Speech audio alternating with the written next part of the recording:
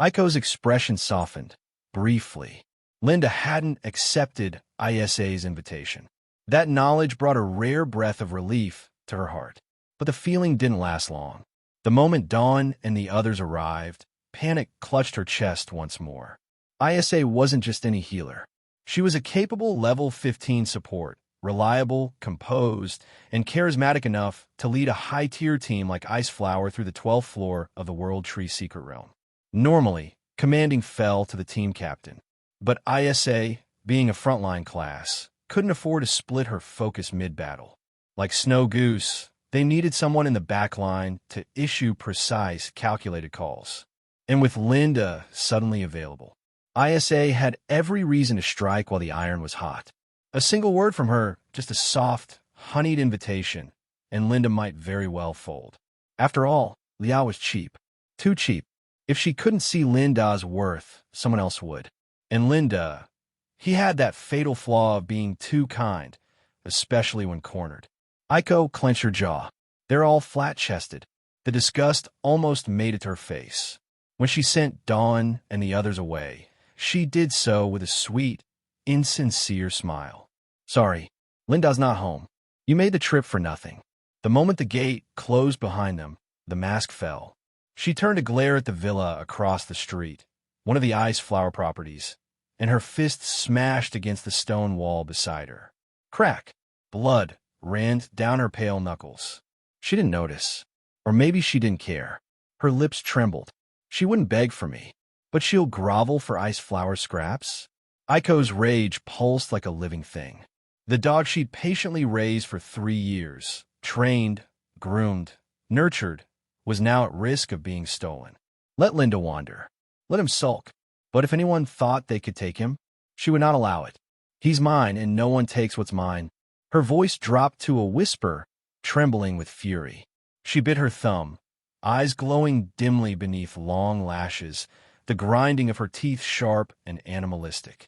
A stray cat passing through the shadows took one look at the bloodied woman with the large chest and the twisted smile, and bolted, yowling in fear. What's going on, Aiko? Why the noise?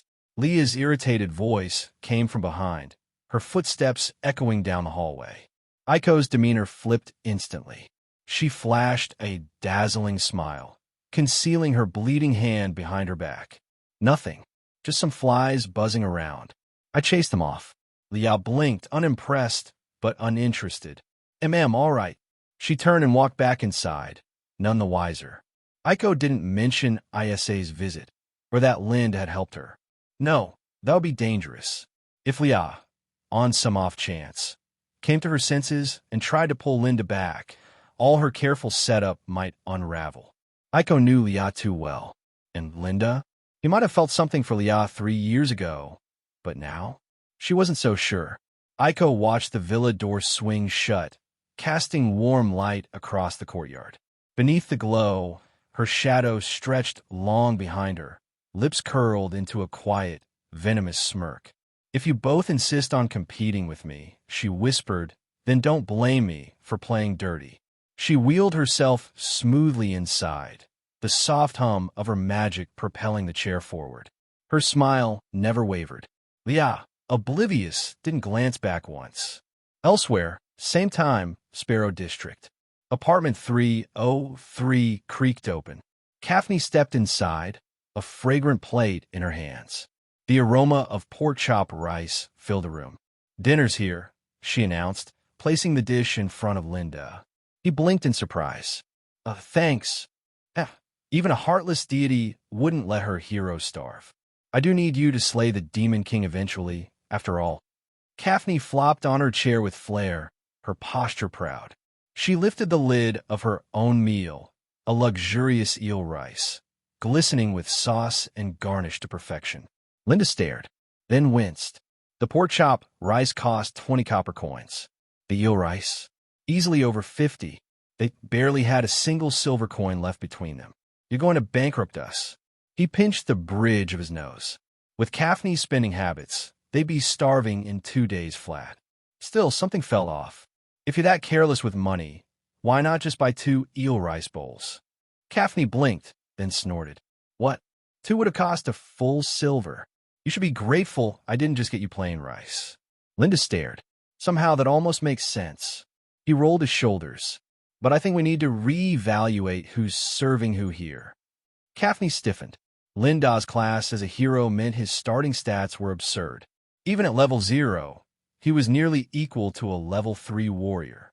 Kaphne, a level 0 thief? She couldn't even win a thumb war. Wait. I was just joking, she yelped, hands raised. The eel rice was a celebration, okay? My legendary skill stone came today. I bought it with all my contribution points. From her chest, she produced a glowing orb no bigger than a quail egg. Warmth radiated from it, light spilling into the dim rental apartment. Linda's eyebrows rose. Legendary? She thrust it into his hand like a prize. The stone vibrated upon touch, golden light surging through his arm. You have obtained a legendary skill, Purifying Witch. His skill menu opened automatically. Curious, Linda tapped it open. Purifying Witch. Upon physical contact, purify the contract erosion in a witch's body. Once fully purified, unlock access to the witch skill tree. The higher the witch's trust, the more complete the purification. Linda frowned. It sounded powerful, but weirdly conditional. In the game, the witch class was notoriously controversial. You signed a pact, paid 1,688 credits up front. Then, a monthly recharge of 648 kept your witch playable. Stop paying, and the contract backlash would drive the character insane. It was fine in a game, annoying but manageable. But here, in the real Mystic Continent, witches weren't playable. They were illegal. Mentioning the word witch was enough to get you arrested. Rumor had it, if you spoke about witches, one might appear behind you, dragging chaos in her wake. Linda exhaled slowly. What kind of jackpot is this? Powerful, yes, but also dangerous, and bound to cause more problems than it solved, especially if people found out he had it. When Linda had first arrived in White Dove City, he spent most of his time in the Great Library. There, he had come to understand the truth about witches. What the game had once reduced to mechanics was something far more terrifying in reality. A witch in this world wasn't a job class. It was a curse. In the real world, the contract system translated into this. A young girl, desperate for something, revenge, love, power, whispers her wish into the darkness. And the Demon King answers.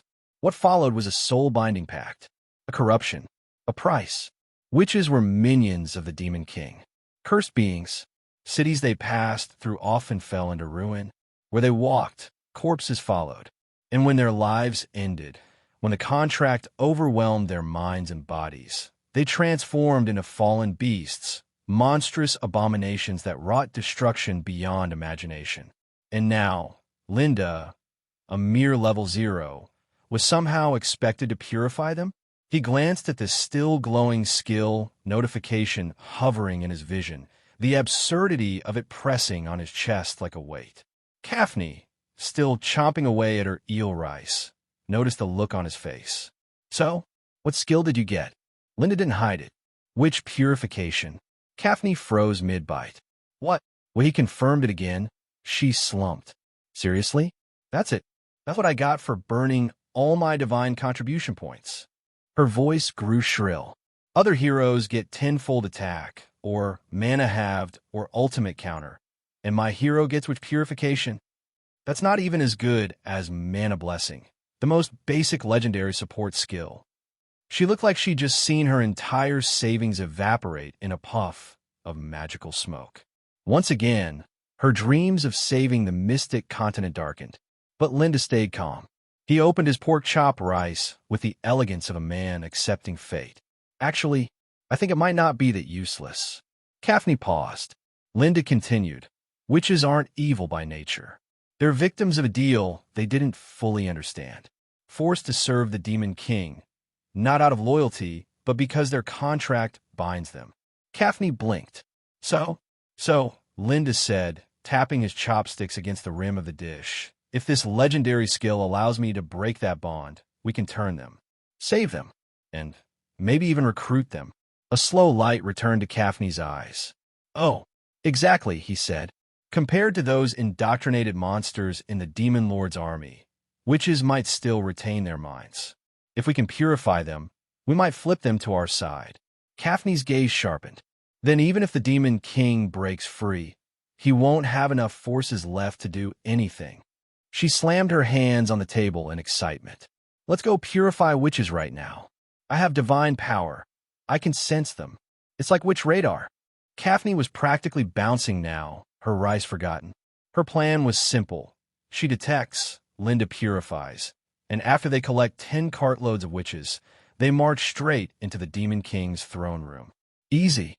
Linda, on the other hand, remained seated, calmly sipping soup.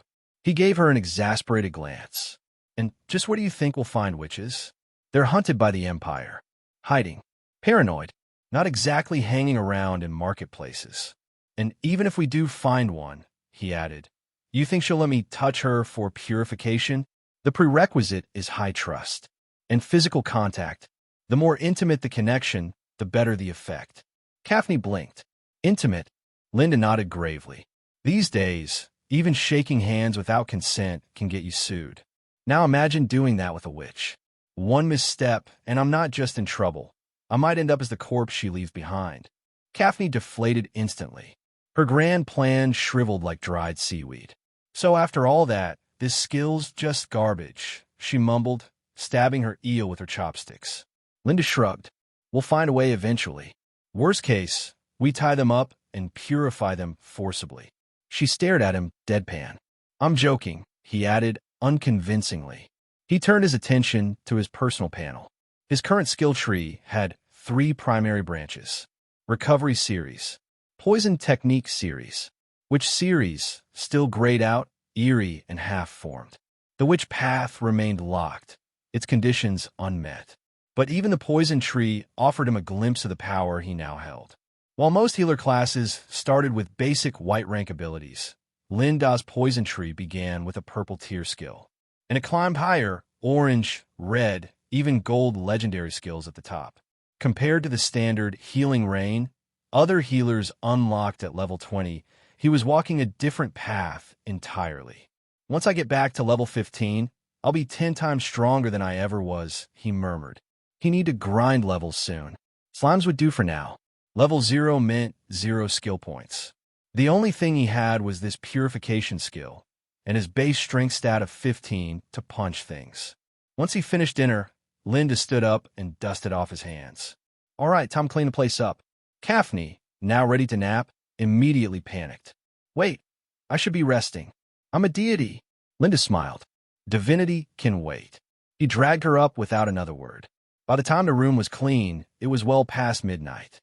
The apartment, once coated in a fine layer of dust, now gleamed with a forgotten warmth. Then came the age-old battle. Who gets the bed? There's only one bed. Kaphne protested, clutching a pillow like a shield. And only one man who spent the whole night cleaning, Linda replied flatly. He won. Kaphne ended up curled on the sofa, grumbling. You damned hero one day I'll... A few soft thuds later, she was buried under a blanket, tear-streaked, her scalp still tingling from Linda's non-lethal, yet humiliating fists. Inside the bedroom, Linda lay on a mattress, staring up at the ceiling. It felt strange. For 3 years, he had always been the one left on the couch. The only man in the team, last to eat, last to sleep. He used to glance longingly at the bed and wonder what it felt like. Now that he was here, it felt empty. He turned slightly, scooting toward the inner side of the bed out of habit. Lynn, she had always slept there. Lynn, his sister. She had disappeared into the world tree 3 years ago. And just before that, her pocket watch had mysteriously reappeared on his desk. No note, no explanation. Just the same locket they had taken their last photo in. In the dark, Linda fumbled under the pillow, pulled out the familiar watch, and popped it open. A soft glow lit the room. Inside, a delicate picture of a smiling girl, arm in arm with him. His fingers trembled slightly. How had she vanished? Who placed this back on his desk? Was she still alive? Somewhere inside the world tree? Questions without answers. Every night, they returned. He stared at the picture until his eyes burned. Tomorrow, he'd begin again. A new path, new strength, and maybe, just maybe, the start of a journey to find her. Hey, welcome to Firescale Audiobooks. If you enjoy our audiobooks, please consider subscribing to the channel. Also, feel free to share your review in the comments section below. She disappeared on the fourth level of the World Tree. According to the rules of the World Tree Secret Realm, except for the Great Mystery Continent that appears every 5 levels, other realms can only be entered once. After coming out from the fourth level, Linda could not re-enter it. To farm monsters, he could only go to the Great Mystery Continent and other ordinary secret realms outside the World Tree. However, there was one method that could allow him to return to the fourth level. That was to change his profession. After changing professions, both his level and his strategy records for the World Tree were reset to 0. When Linda re-entered the World Tree, he would start from the first level, and he could replay the fourth level mystery again. She now should be level 30, becoming a star-ranked adventurer, right? Before disappearing, she was already level 15, half higher than the other members of the team. Such a speed of leveling up was like cheating. Sleep. The time shown on his pocket watch had reached 2 in the morning, and Linda felt a wave of tiredness strike him. There had been too much happening today. He had left the team, then became a hero, and resolved to create his own team. It was a single day that brought him as much fatigue as a usual month. Linda closed his pocket watch and drifted off into sleep. The next morning, in a simple breakfast restaurant, Linda and Kaphne sat at the table, struggling to gnaw on the rock-hard bread in their hands. When Kaphne walked into this shop, she immediately drew fiery stares from everyone else, making Linda a bit uncomfortable. Great Panda is indeed impressive. It's a universal truth, regardless of the world. At the small wooden table, Linda sipped on the milk in his bowl. He glanced sideways, only to see the early morning sun streaming through the window, casting a gentle light on the face of a blonde deity. Kaphne's eyelashes were long, and her blue eyes resembled pure gems, reflecting the sunlight, giving them a saintly beauty at first glance. A thought crossed Linda's mind. Dressing such a Kaphne in humble hemp skirts seemed rather wasteful. Liao would likely mock and scoff at her if she saw. And since he had left the team, visiting the Snow Goose Adventure Team today as a guest, he was supposed to dress formally. He also wanted to see how pretty a dressed-up Kaphne could be, wondering if she could overshadow those young ladies. So, he made a request to Kaphne. Thud! The bread in Kaphne's hand dropped to the floor, her face full of disbelief. You want me, a deity, to wear revealing clothes and play your female teammate? Impossible, absolutely impossible. Kaphne's neck flushed red with anger. She already detested Linda, so how could she possibly pretend to be good teammates with him? Moreover, calling it dressing up was merely making her into a roasted chicken. Those skirts barely reaching the thighs and off-shoulder dresses. How could she, the manly Kaphne, ever wear them? A moment later, in front of a second-hand clothing store. It's settled then. I get the bed for the next month. Kaphne had already transformed herself from a destitute street woman of Sparrow District into a vibrant and pretty woman of the inner city district. Linda was somewhat astonished. At this moment, Kaphne wore a tight black sleeveless top covered with a small white jacket, but her massive shoulders almost seemed to slip free from its grasp, invoking the obsessive compulsion in anyone to pull them up properly for her. She was wearing hot pants on her lower body, her legs white and plump like jade pillars, stepping in sneakers from the other world, decorated with little wing patterns. Kaphne was tall and slim, standing with one hand on her hip like a model, her earlobes adorned with sparkling crystal earrings. She cocked her head slightly, looking at Linda with confusion. What's wrong? You look good, Linda said. Well, what? Kaphne's face turned red, unexpectedly feeling a subtle joy after Linda's compliment. This discovery made her panic. Why would she be happy about a man saying she looks good? That wasn't normal. Don't think that just because compliments are free, I would forgive your reprehensible actions. Kaphne tightened her white jacket, suddenly feeling too exposed and uncomfortable all over. No, I mean, you really do look good. Linda had always had high regard for women as ambitious as pandas. Stop talking, Kaphne muttered, her voice softer than a mosquito's. Just then, the carriage arrived, and Linda called the squirmy Kaphne to get inside. To the inner city district, Linda handed over the last of his copper coins to the coachman. The road from the Sparrow district to the inner city district was uneven, full of bumps that made the carriage vibrate. On the red velvet sofa, Kaphne, sitting next to Linda with her legs pressed together, almost fell on him several times as the carriage tilted. Linda didn't mind. Back when Snow Goose Adventure Team was poor, 5 people would squeeze into a carriage, piling up in layers. Rubbing shoulders and legs with Kaphne was nothing unusual for him. But he didn't know what was wrong with Kaphne today. Since leaving the clothing store, she'd been acting weird, none of her usual arrogance.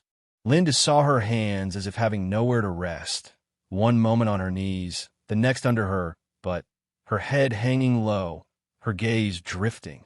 The carriage passed over a large pothole and jolted sharply. Kaphne's arm accidentally brushed against Linda, and she quickly withdrew it as if electrocuted. What the heck is wrong with her? Linda was utterly baffled. We've reached the inner city district. A moment later, the carriage stopped, and Linda saw Kaphne was still daydreaming. Oh, thank you. Kaphne snapped out of it, hurriedly opened the door of the carriage, and stepped out almost as if escaping. First, she moved out a dazzlingly white, long leg. Then Kaphne slowly straightened her waist, lifted her messy golden hair with her hand, and gradually opened her cold, aloof eyes to adjust to the bright sunlight outside. Her posture made Linda sense a subtle femininity. The two of them walked one after the other on the broad, tidy street, heading toward the villa of Snow Goose Adventure Team. Linda noticed something odd. It seemed he was turning quite a few heads, attracting many passers-by to pause and look. Although being a former healer of Snow Goose Adventure Team made him somewhat famous, it couldn't be to this extent, could it? Perplexed, he looked around and suddenly realized that within Kaphne's tight black top, there were a pair of bouncing big guys, like a slime casting the skill taunt. No wonder. These were so big. Any adventurer would want to tackle them, right? What's wrong? Kaphne frowned and asked. It's nothing, Linda replied, turning his head away. Seeing his somewhat awkward expression, Kaphne belatedly realized something. Kaphne stared straight at her own chest, her cheeks quickly heating up. She swiftly turned her head to the side. On the street, Linda looked embarrassedly to the left. Kaphne bit her lip and looked to the right. Even she didn't know why she did that, but her heart felt like it was pounding out of her throat. Linda cleared his throat and said, You bear. What about the bear? Can you make it stop moving? I wish I could. But with it being so big, who do you think is to blame? Kaphne got angry whenever she thought about it. She viciously stepped on Linda's foot and rubbed it. I agreed to your request to wear such indecent clothing, didn't I? If it were a looser dress, this would never have happened. Her argument made sense, and Linda couldn't think of a rebuttal. He resolved to make sure that Kaphne wore less revealing clothes in the future. The two of them walked on in silence. As they reached the Adventurers Guild in the inner city district, Linda stopped in his tracks, attracted by the notice board at the entrance. On it was a poster that took up half of the board with the title. Famous Team, Snow Goose Adventure Team's World Tree 9th Floor Attacker Release Conference, in full swing.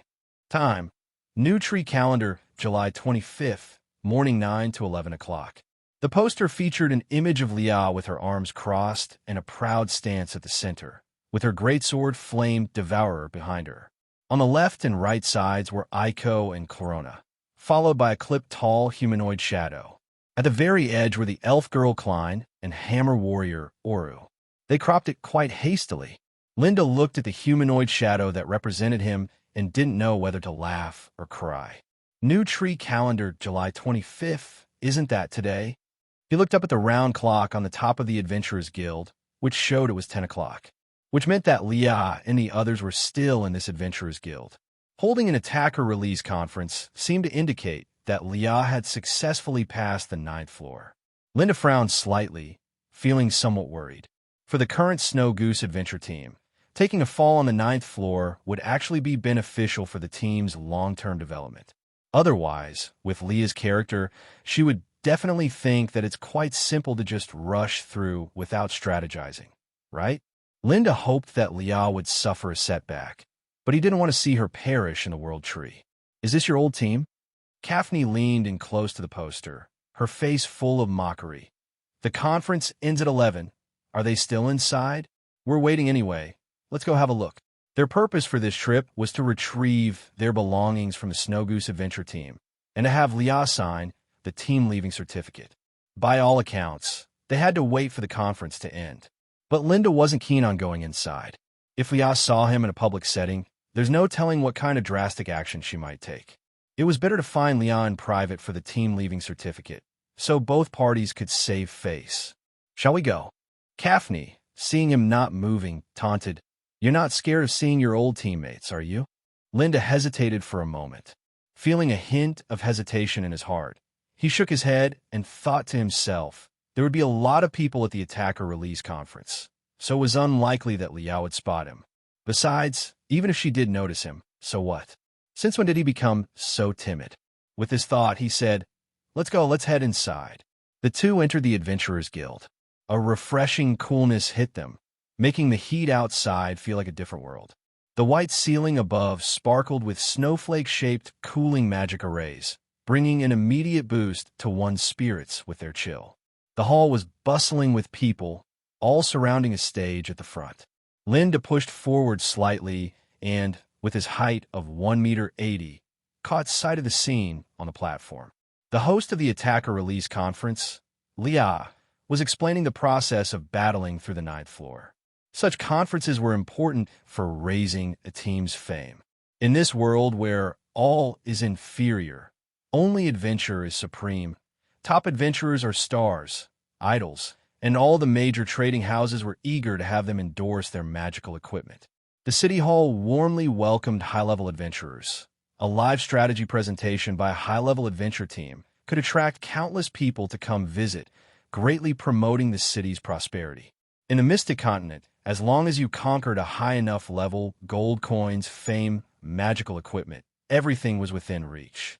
Usually, the Snow Goose Adventure Team's press conference was a duo act, with Liao acting as a mascot, just needing to put her pretty face forward, while Linda took care of explaining the strategy. This time, however, Liao hosted the entire press conference. Linda looked towards the redhead girl on the stage. Liao was dressed quite formally today, in a black hip-hugging skirt and those light, thin black stockings that only mature women usually wore, and on her feet were high heels that she clearly wasn't comfortable in, making her seem like a young girl trying hard to act grown-up. Facing the audience's gaze and a bunch of journalists with notepads ready to take notes, Leah's speech was stiff, as if reciting lines, and with her hand, she made a sword-swinging gesture. So, it's just like that, right? Energy charging, flame slash, I could dodge the attack. Then energy charging again, flame slash. 10 times, at most 20 times, and the giant carnivorous flower is guaranteed to be taken down. The journalists from the press scratched their heads and stopped their pens, dumbfounded as they watched Leah's little hands flailing in the air.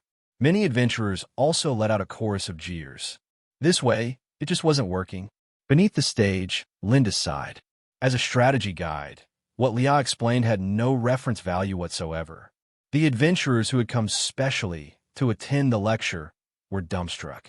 It was like listening to a talk that was just talk. Apart from wasting time, it was utterly useless. The dissatisfaction in the hall grew louder and louder. Liao became excessively nervous, her speech starting to stammer. In order to avoid embarrassment, she tried her best to compensate for her lack of words, but she still couldn't articulate much. It felt like she really wanted to be someone else's teacher, yet lacked the wisdom to be one.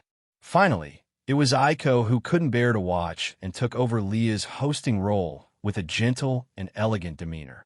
Only after she detailed the strategy for taking down the giant carnivorous flower did Aiko mitigate the audience's disgruntlement.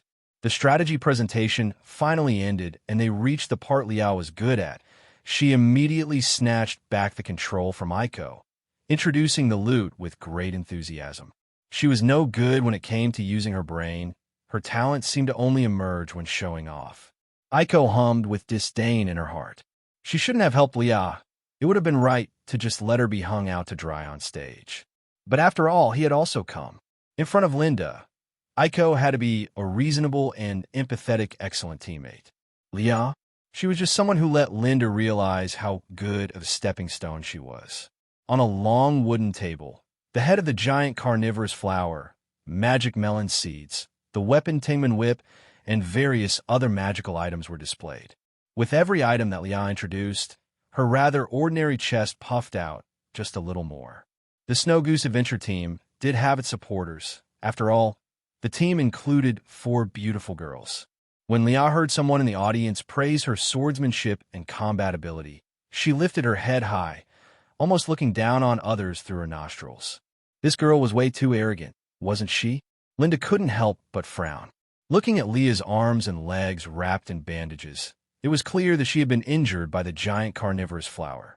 Back when he was still in the team, the members of the Snow Goose Adventure Team had never suffered such serious injuries. And yet, Leah seemed to have learned nothing from it. Listening to her triumphant tone, it was as if defeating the giant carnivorous flower was such an incredible feat. She couldn't possibly be unaware that the only reason she could clear the 9th level was because her Fire Series Battle Chi just happened to counter the Plant Series giant carnivorous flower. Could she? To put it bluntly, it was nothing but good luck. The 9th layer's secret realm has 3 random maps: the giant carnivorous flower of the Twisted Forest, the lava giant of the Lava Cave, and the blue-scaled armor snake of the Muddy Swamp. The latter 2 maps are extremely incompatible with the Snow Goose Adventure Team. Leah's Fire Series can't even unleash half its power. In such a state of arrogance, problems will arise sooner or later. Linda did not want to see the Snow Goose Adventure Team fall in a crisis because of Leah's recklessness. He sighed, thinking that he had to find an opportunity to remind Leah. As a former teammate, that's all he could do to help. Meanwhile, on the stage of the press conference, Aiko quietly tugged at Klein's skirt and whispered, "He's here." "Mr. Linda?" Klein followed Aiko's gaze, and indeed found Linda, smiling and waving her hand. Klein and others sitting together all noticed Linda and greeted him. But actually, the first to spot him was a certain red-haired girl standing in front of the stage. At 1 meter 80 tall and with a calm demeanor, Linda was too conspicuous among those chattering adventurers. Leah had spotted Linda as soon as he entered the hall. However, she had been pretending not to see him, focusing all her energy on how to successfully hold the press conference. Or rather, Leah had originally planned to simply say a few words before moving on to the sale of the spoils of war. It was Linda's appearance that changed her mind. She decided to deliver an exciting speech to show Linda that her eloquence was not inferior to his. Despite presenting a nutrient-free strategy of accumulate power, flame slash, then accumulate power again, Leah still felt quite pleased with herself. Half an hour later, the attackers' press conference came to an end. The Snow Goose Adventure Team spoil from the 9th layer sold out, and Leah even landed the spokesperson role for the Greatsword main weapon seller, Furious Wolf Fawn. She walked with a swagger, filled with unrestrained pride. As soon as the press conference was over, she made a beeline for someone. Like a loosed arrow, she aimed at her target with a murderous look. Gradually, everyone noticed a man of proportionate build, dressed in a refined white shirt, with a ring of magic potions on his belt, looking very steady. The healer Linda from the Snow Goose Adventure Team? Why didn't he go on stage?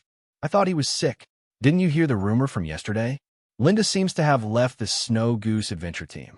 This news spread through the hall of the Adventurers Guild with the speed of the plague. The crowd was instantly restless. Was the team leader, Leah, heading straight for the old teammate who had left the team, possibly to start a fight? It's well known in White Dove City that the captain of the Snow Goose team has a fiery temper. Pretty, flat-chested, and hot-headed, she perfectly fits the adventurer's image of a noble young lady. Those people were all envious of Linda. After hearing the news of Linda's departure, they were baffled. Now that Leah was charging straight at Linda, they all grew excited, eager to see this genius swordsman in action. Journalists from various agencies were also thrilled as they turned their magic cameras towards Linda, taking photos. The crowd parted like water, clearing an unobstructed path for Leah. Linda could not avoid it. Hands in his pockets, he watched the approaching girl with a mild expression. "Good afternoon, Leah." Oh no. Aiko on the stage was anxious.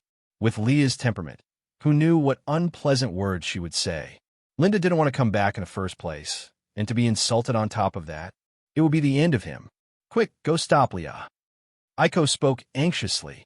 Seated in a wheelchair, with limited mobility in her legs and feet, she could only pin her hopes on her teammates. Klein and Oru exchanged looks. The two of them chuckled awkwardly, indicating that they wouldn't dare to interfere. Compared to the original 5 members who created the Snow Goose Adventure team, they were, after all, just employees. The relationship wasn't as close. Why block big sister Leah? Doesn't she plan on letting that small fry Linda come back? Corona asked innocently. Of course, Leah wanted Linda to come back. But now, she was just acting proud. Aiko sighed, closed her eyes, and didn't want to look anymore. Tap, tap, tap. The heels of black high-heeled shoes clacked on the polished floor, sharp and clear. Leah, like a fiery horse, approached Linda with an unmatched, fierce momentum. The 3-centimeter heels barely brought Leah's head up to Linda's neck as she lifted her chin proudly, her face alive with spirit. Seeing this, everyone in the hall couldn't help but hold their breath, feeling that something big was about to happen. Out gallivanting all day, and now you know you're wrong and are ready to come back and beg this young lady to take you back? With hands on her hips, Leah arrogantly kicked Linda's shin with her high-heeled shoe. Seeing as clear the 9th layer's secret realm, you come back like a groveling dog, wagging your tail. The rock-level adventure team is not something you can just return to whenever you wish. Actually, he was only here to get his proof of withdrawal from the team. Linda felt somewhat embarrassed. As for rejoining the team, he hadn't entertained even the slightest thought of it from the beginning to the end. But he gave Leah the courtesy of not mentioning his withdrawal in front of the reporters from various newspapers. If Leah exploded on the spot, she might not sign the document. Although there are other ways to leave the team, they would certainly waste time. "Let's talk about this when there's no one around," Linda said calmly, avoiding a direct response to Leah's question.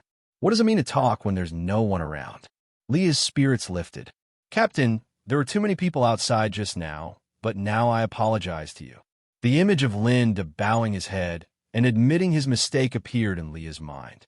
Her chest puffed out even higher. Possibly because his mindset had changed, Linda was now able to objectively observe Leah. As long as Leah kept her mouth shut, she was actually not bad looking. Today's Leah was dressed like a mature, black-stockinged female secretary, combining the innocence of a young girl with the hint of allure in the disobedience of her attire. "Pretty cute," Linda exclaimed. The Oldham would never have said such a thing. Just being annoyed by Leah would have been enough to drive him to fury, with the urge to make her cry with a punch. But after leaving the team, no matter how annoying Leah was, she had nothing to do with him, so he could appreciate the girl's appearance with a simple heart. What? Leah exclaimed, her mouth hanging open in surprise. In her expectations, Linda might be full of regret or obstinately unrepentant. But she had never imagined that Linda, who was only ever focused on strategizing and seemed reclusive, would actually call her cute. This was unprecedented, like the sun rising in the west. Don't think that by flattering this young lady with a couple of sentences, you'll get back on the team. Leah's face turned red in an instant, and her pink toes wriggled inside her high heels like tiny worms burrowing. She pushed Linda away. "Don't stand in the way. What are you, a pillar?" Leah walked off with a tap, tap, tap, but due to being unaccustomed to the high heels, she stumbled, nearly falling over. As he was about to leave the Adventurers Guild, Leah seemed to remember something and loudly muttered to herself, "Today I switched to a new twin-winged black blood horse. It runs so fast." Buying this horse only cost a mere 3,000 gold coins. Having said that, she then strode away. Linda was left utterly speechless. The twin-winged black blood horse was quite good, but it wasn't enough to make him envious. He was just about a step away when a strong right hand landed on his shoulder. "Linda, our team's carriage is outside. Want to come with us?" Turning around, He saw Oru with his blonde hair cut short and a face that betrayed a simple honesty. As a frontliner in the Snow Goose Adventure team, Oru, whose level and skills were inferior to Corona's, often needed Linda's healing art for support. Having fought side by side for a long time, they had naturally become friends. "Mr. Linda, good afternoon." Klein emerged from behind Oru, smiling and greeting him. "Good afternoon." After exchanging greetings, Linda shook his head at Oru and said, "You guys go back in the carriage. I don't need it." Oru lowered his voice. "It's okay. The captain is in a good mood today. Just say a few nice words, and she'll let you come back." "Klein, Miss Aiko, and I all support you." Linda smiled, but did not explain. He had already decided to establish his own team. Though he regretted no longer being able to fight alongside Oru and the others, it could not shake his determination. "Mr. Linda, the adventure team really can't afford to lose you," Klein also tried to persuade. Linda still shook his head. "Linda, you don't care about Leah. Do you also not care about me?" A soft voice came through. "Aiko." Linda stopped in his tracks, surprised, looking at the mage miss sitting in a wheelchair. Her appearance was wan. Her brilliant blonde hair had lost its luster, and her eyes flickered vulnerably. Was she really that concerned about him? Linda had thought a few words of retention would suffice, but seeing Aiko's condition, he felt somewhat guilty. Klein and Oru also looked at him with hopeful eyes. Linda's heart was filled with many emotions. It seemed that aside from Leah and that naive youngster, the others in the team recognized his efforts in the Snow Goose Adventure team. 3 years was not entirely wasted. "Linda, aside from Leah, everyone else wants you back. Can you really bear to leave us?" Aiko said pitifully. She was dressed in a pristine white dress, her left hand tightly grasping at her chest. The neckline of her clothing was pulled low, her delicate collarbone barely visible, and her nearly pale skin evoked pity. Coupled with Aiko's furrowed brows and tearful look, her weak, pleading voice was like a brush softly stroking at the depths of one's heart, swaying even those with the firmest resolve. Moreover, Aiko's words had another layer of meaning. "Aside from Leah, no one else has offended you. By not returning, you are abandoning your old teammates. That's neither benevolent nor righteous." In a few short sentences, she had positioned herself on a moral high ground, pressuring Linda.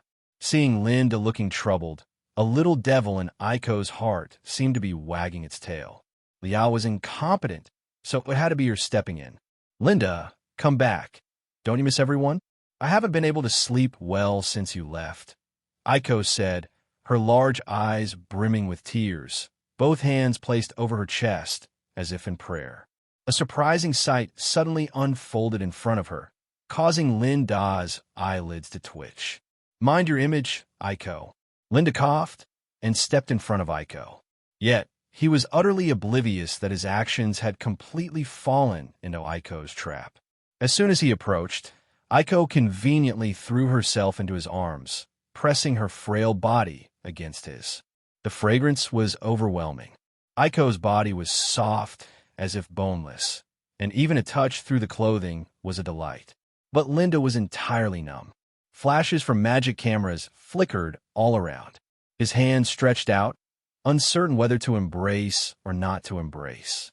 Tomorrow's newspapers would definitely feature this photo. Being single was one thing, but wasn't Aiko afraid of being misunderstood to be in that kind of relationship with him? If those reporters from the press maliciously misinterpreted this, it would damage Aiko's reputation. Linda gazed at his hands suspended in the air, then at the delicate back under Aiko's dress, his face turning into a bitter gourd. What Aiko was thinking, however, was, how does it feel to touch the places you haven't been allowed to for 3 years? You really got lucky. She brewed her emotions, letting her voice sound as if she were crying. "Woo woo woo, Linda, have you forgotten? When we were in the team, I was the one who brought you hot coffee to your room every night. When you were tired, I would massage your shoulders. Sometimes when you were hungry, I personally cooked midnight snacks. Whether it was delivering coffee or massaging, it was all to help Lynn to stay up late and speed up the strategy development. Cooking was also a pretense, just reheating leftovers to pass as midnight snacks. Though the taste might have altered, she was not the one eating it. When Liao was harsh on you, I always stood by your side. This was because Aiko hoped Linda would rely on her, becoming a toy she could manipulate at will. So, whenever Liao argued with Linda, Aiko was thrilled to appear before him like a timely help, garnering vast amounts of goodwill. At this moment, Aiko's hands tightly held Linda's waist, her eyes reddening, emitting feeble, whimpering sounds. She distinctly felt something crushed. If she hadn't worn it, it would have been a knockout blow. Such a pity. Aiko thought regretfully. All that you said, I know.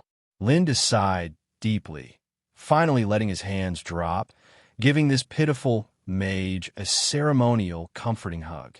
His intention was to quickly soothe Aiko's emotions, allowing her mind to clear. That was what Linda thought. But unexpectedly, the moment he reached out, Aiko clung to his arm as if glued, beginning to drop tiny pearls all over it. Linda, the person in the team who truly cares about you, is actually me. Don't you understand? Woo woo woo. The girl's fragile cry echoed through the hall. Pain visible in the eyes, wounds deep in the heart. The crowd fell silent, involuntarily moved by Aiko's outpouring of genuine emotion. They even fantasized about the scene where a once amicable Lia and Linda, while Aiko stood outside the door, quietly heartbroken.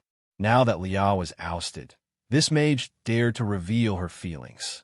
All that she did was for the sake of friendship with Lia, not wanting to hurt Lia by stepping in. Not until today. After Lia gave up, she courageously and humbly wept in Linda's arms. Such a tender and kind-hearted girl. Some adventurers, moved to tears, looked up at the ceiling as if there were sand in their eyes.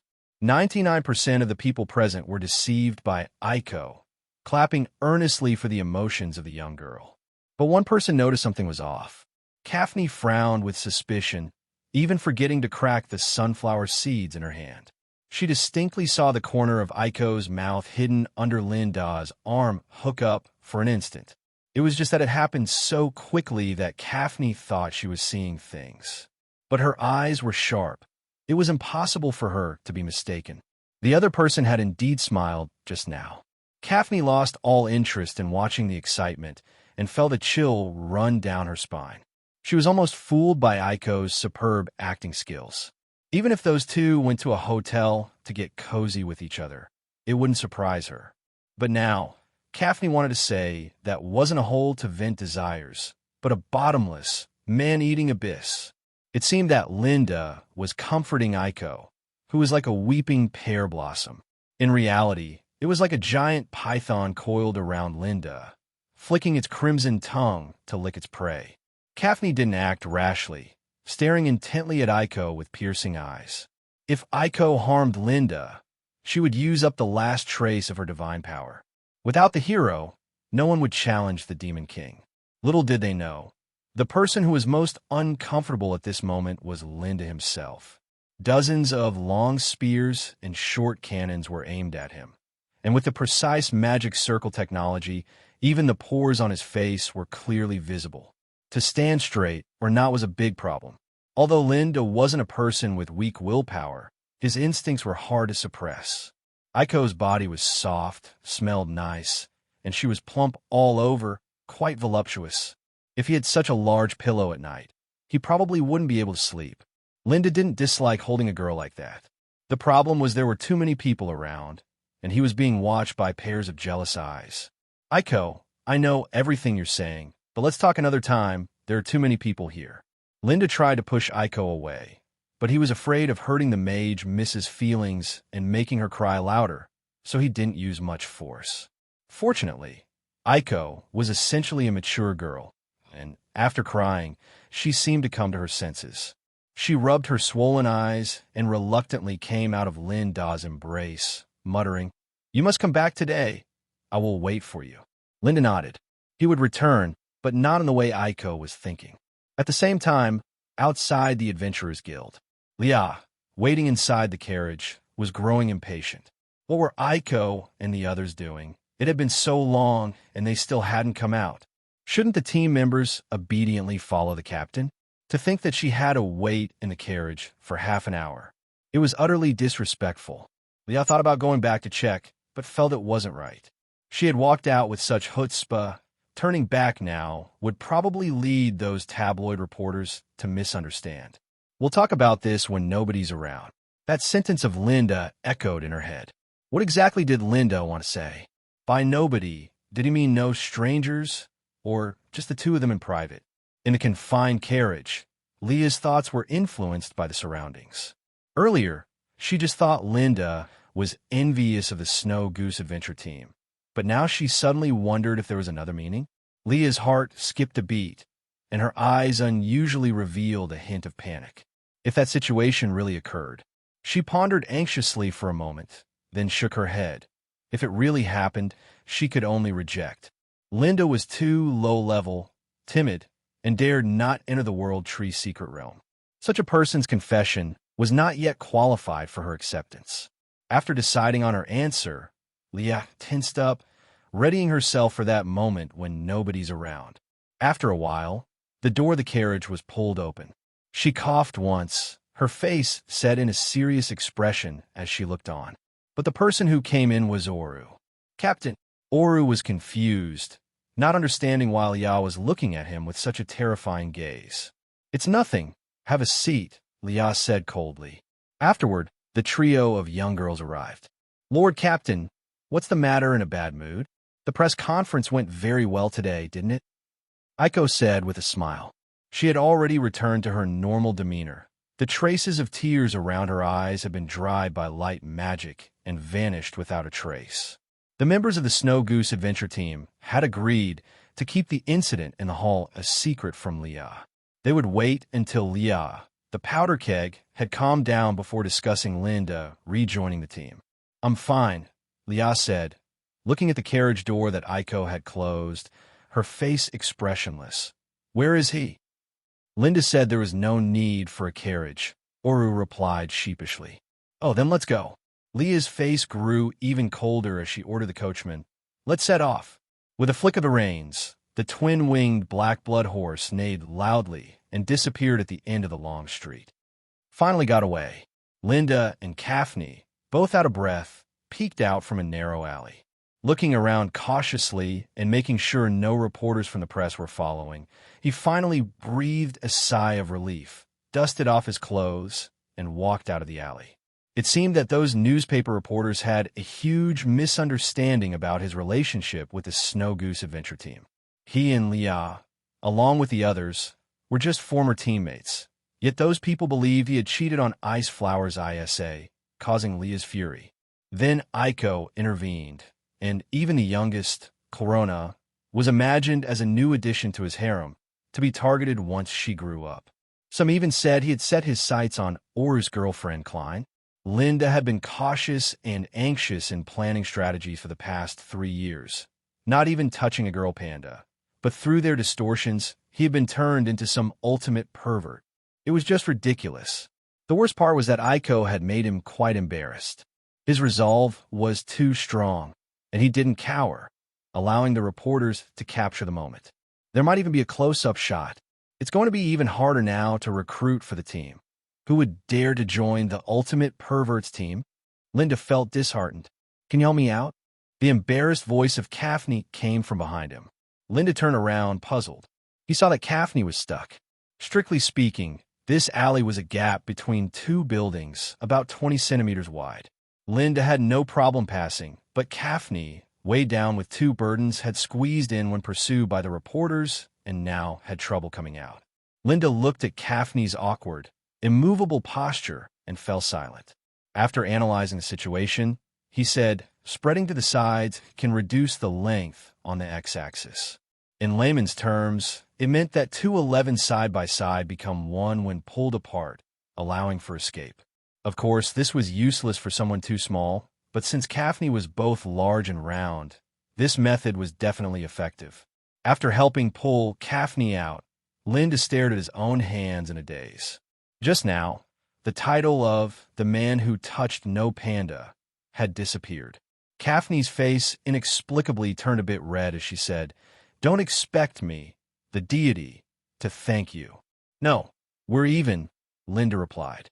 He clenched his hands, the warmth on them feeling a little strange. The first time, and it was brought about by Kaphne. This sense of incongruity left him feeling oddly unsettled. Kaphne was becoming more and more like a young girl. The two of them walked on foot toward the villa of the Snow Goose Adventure Team. On the way, Kaphne suddenly said, "Be careful with that Aiko." "What do you mean?" Linda was stunned for a moment. He and Aiko, even though he had left the team, were still friends. The one to be wary of should be Leah, right? Kaphne shared what she had heard and seen within the Adventurers Guild. Aiko was sneering. Linda found it unbelievable.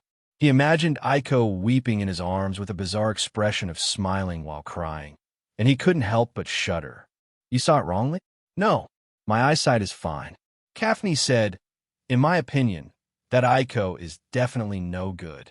"How so?" Linda reflected. Stiffening a finger and with a serious face, Kaphne continued, "Think about it. If she really cared about you, why didn't she stop that Leah when you were still in the team? She knows all about Leah always giving you a hard time, right? Otherwise, why would she say always standing by your side?" Linda reevaluated and found it to be true. Aiko rarely stood up for him during his arguments with Leah. It always seemed coincidental, appearing only after Leah had left. For instance, suddenly remembering that her hair clip was left in his bedroom, the cooling magic array in her room not working, asking him to check it out. The new clothes she bought didn't fit, always very normal reasons. There's a saying, follow one cockroach, and you'll find a whole nest at home. After learning this minor doubt from Kaphne's mouth, Linda delved deeper and uncovered more suspicions about Aiko. Aiko had volunteered to join the Snow Goose Adventure Team 3 years ago, but for someone with her background as a light mage trained at the Holy Light Church, tremendously talented, there was no reason for her to choose the still-developing Snow Goose Adventure Team.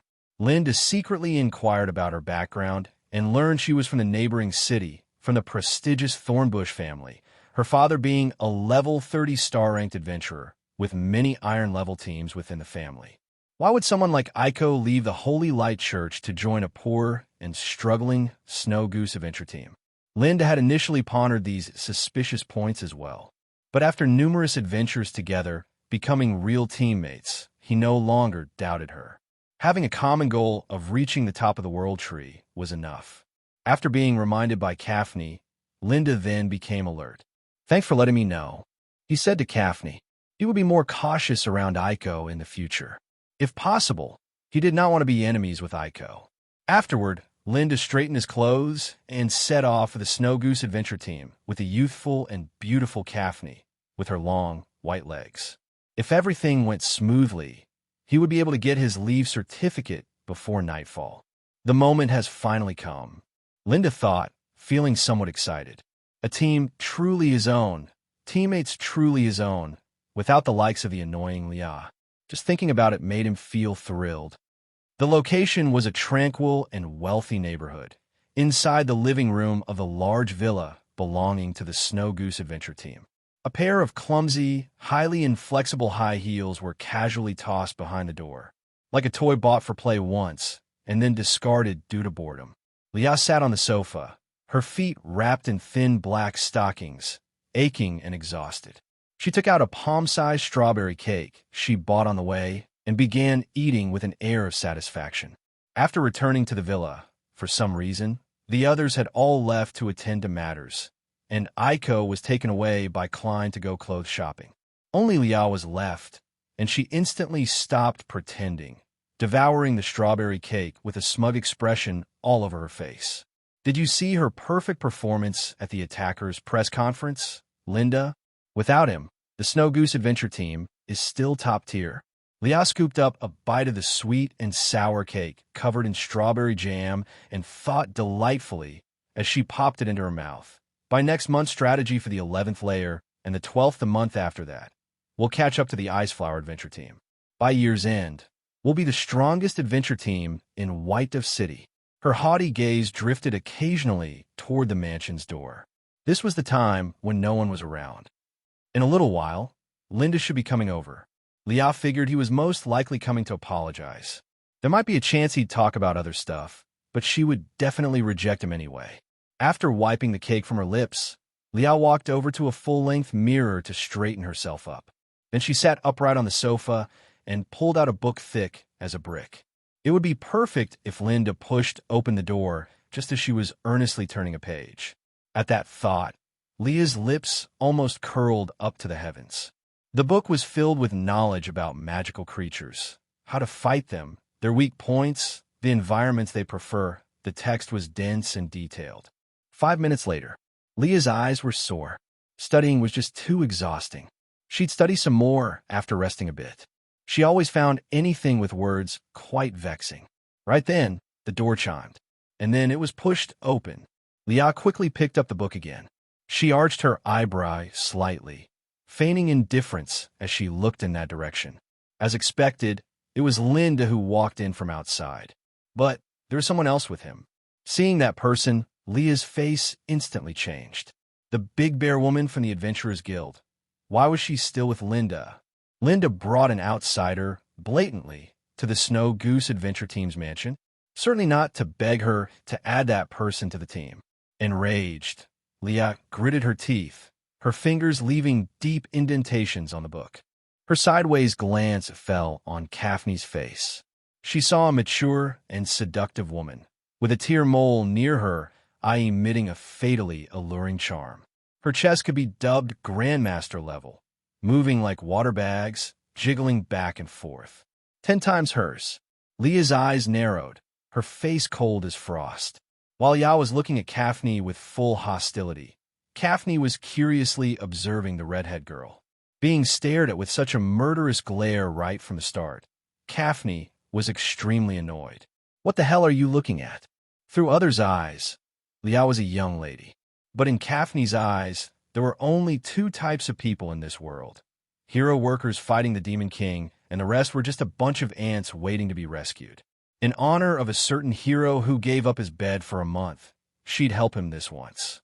Kaphne scornfully glanced at Leah's flat chest, then reached out her hands and hooked Linda's arm. It was her first time doing something like this, and Kaphne was clearly uncomfortable.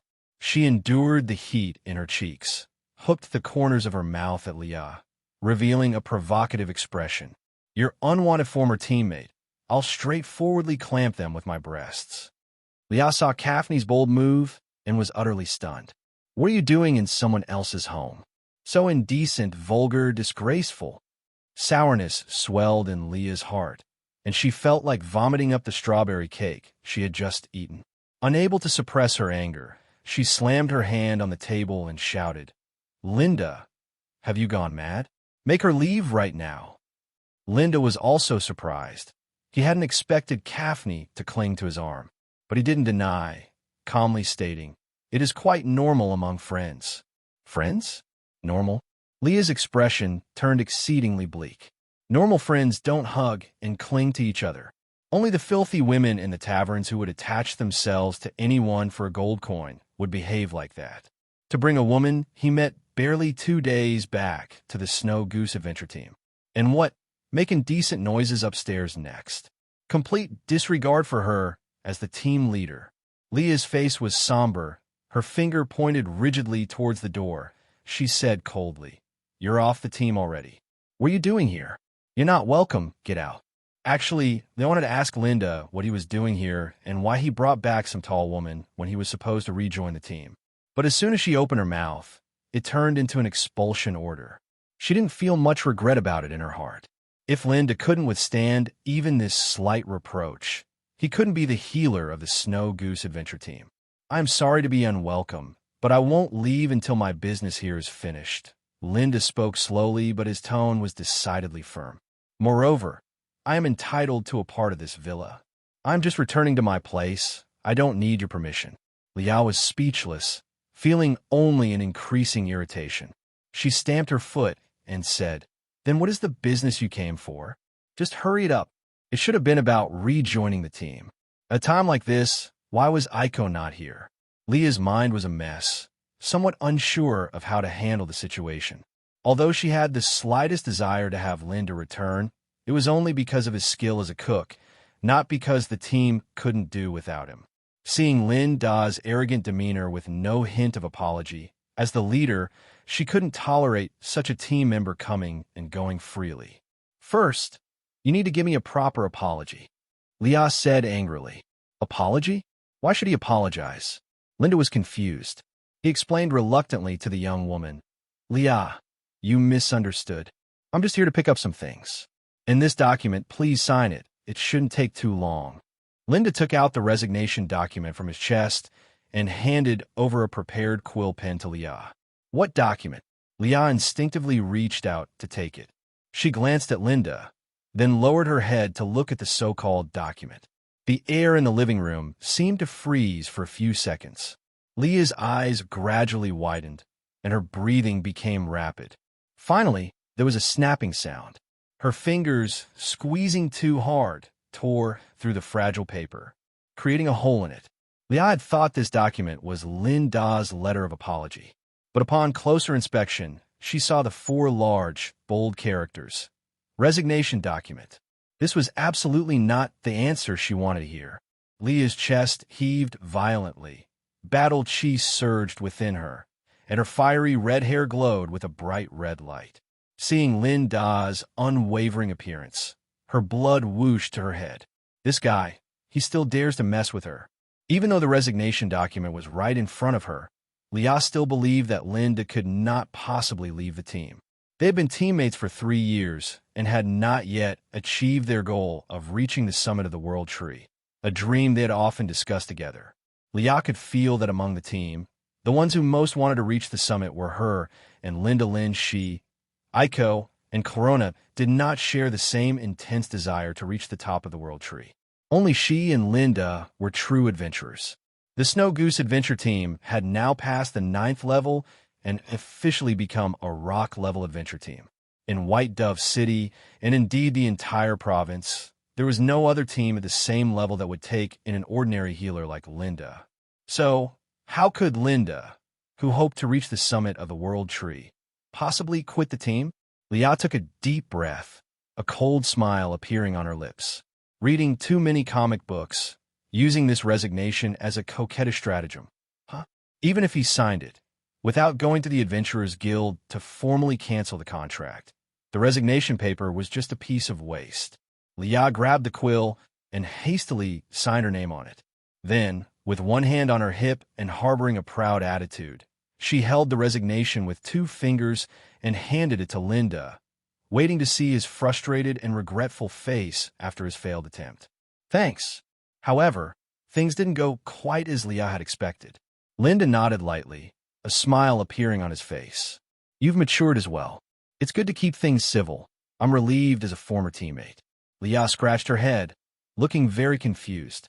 Why is he praising her maturity? Is he trying to disgust her? Seeing Linda's deliberate, nonchalant smile, Leah could not help but become furious. What are you even talking about? Leah aimed to kick at Linda's shin. As a swordsman, her strength was not small, and the pain made Linda frown. But Linda did not retaliate. In the villa's 2nd-floor bedroom, there were still many of his personal belongings. It wouldn't be good if Leah kicked him out rashly. After taking the resignation document and confirming that the signature was correct, Linda felt a sense of relief in his heart. The purpose of his visit had been half achieved. He walked past Leah and headed upstairs. What are you doing? Get in my clothes. And my healer gear too. They're all in the room, right? Halfway up, Linda suddenly realized why Leah was staring intensely at him from behind. Worried I'll steal something from the Snow Goose Adventure Team? No need. If you really don't trust me, just come with me. No need. I doubt you dare take anything from our Snow Goose Adventure Team. Leah gritted her teeth. This was a psychological battle. She thought Linda was still using his not-so-clever coquettish stratagem. Before Linda stepped out of the villa's threshold, this competition was not over. Leah, being very smart, had seen through this, and showing any weakness now would let Linda succeed. As the team leader, Leah would never allow insubordination. This was the bottom line. After a while, Linda came down from the 2nd floor. He was dragging a black suitcase, frowning at Leah. Where did my gear go?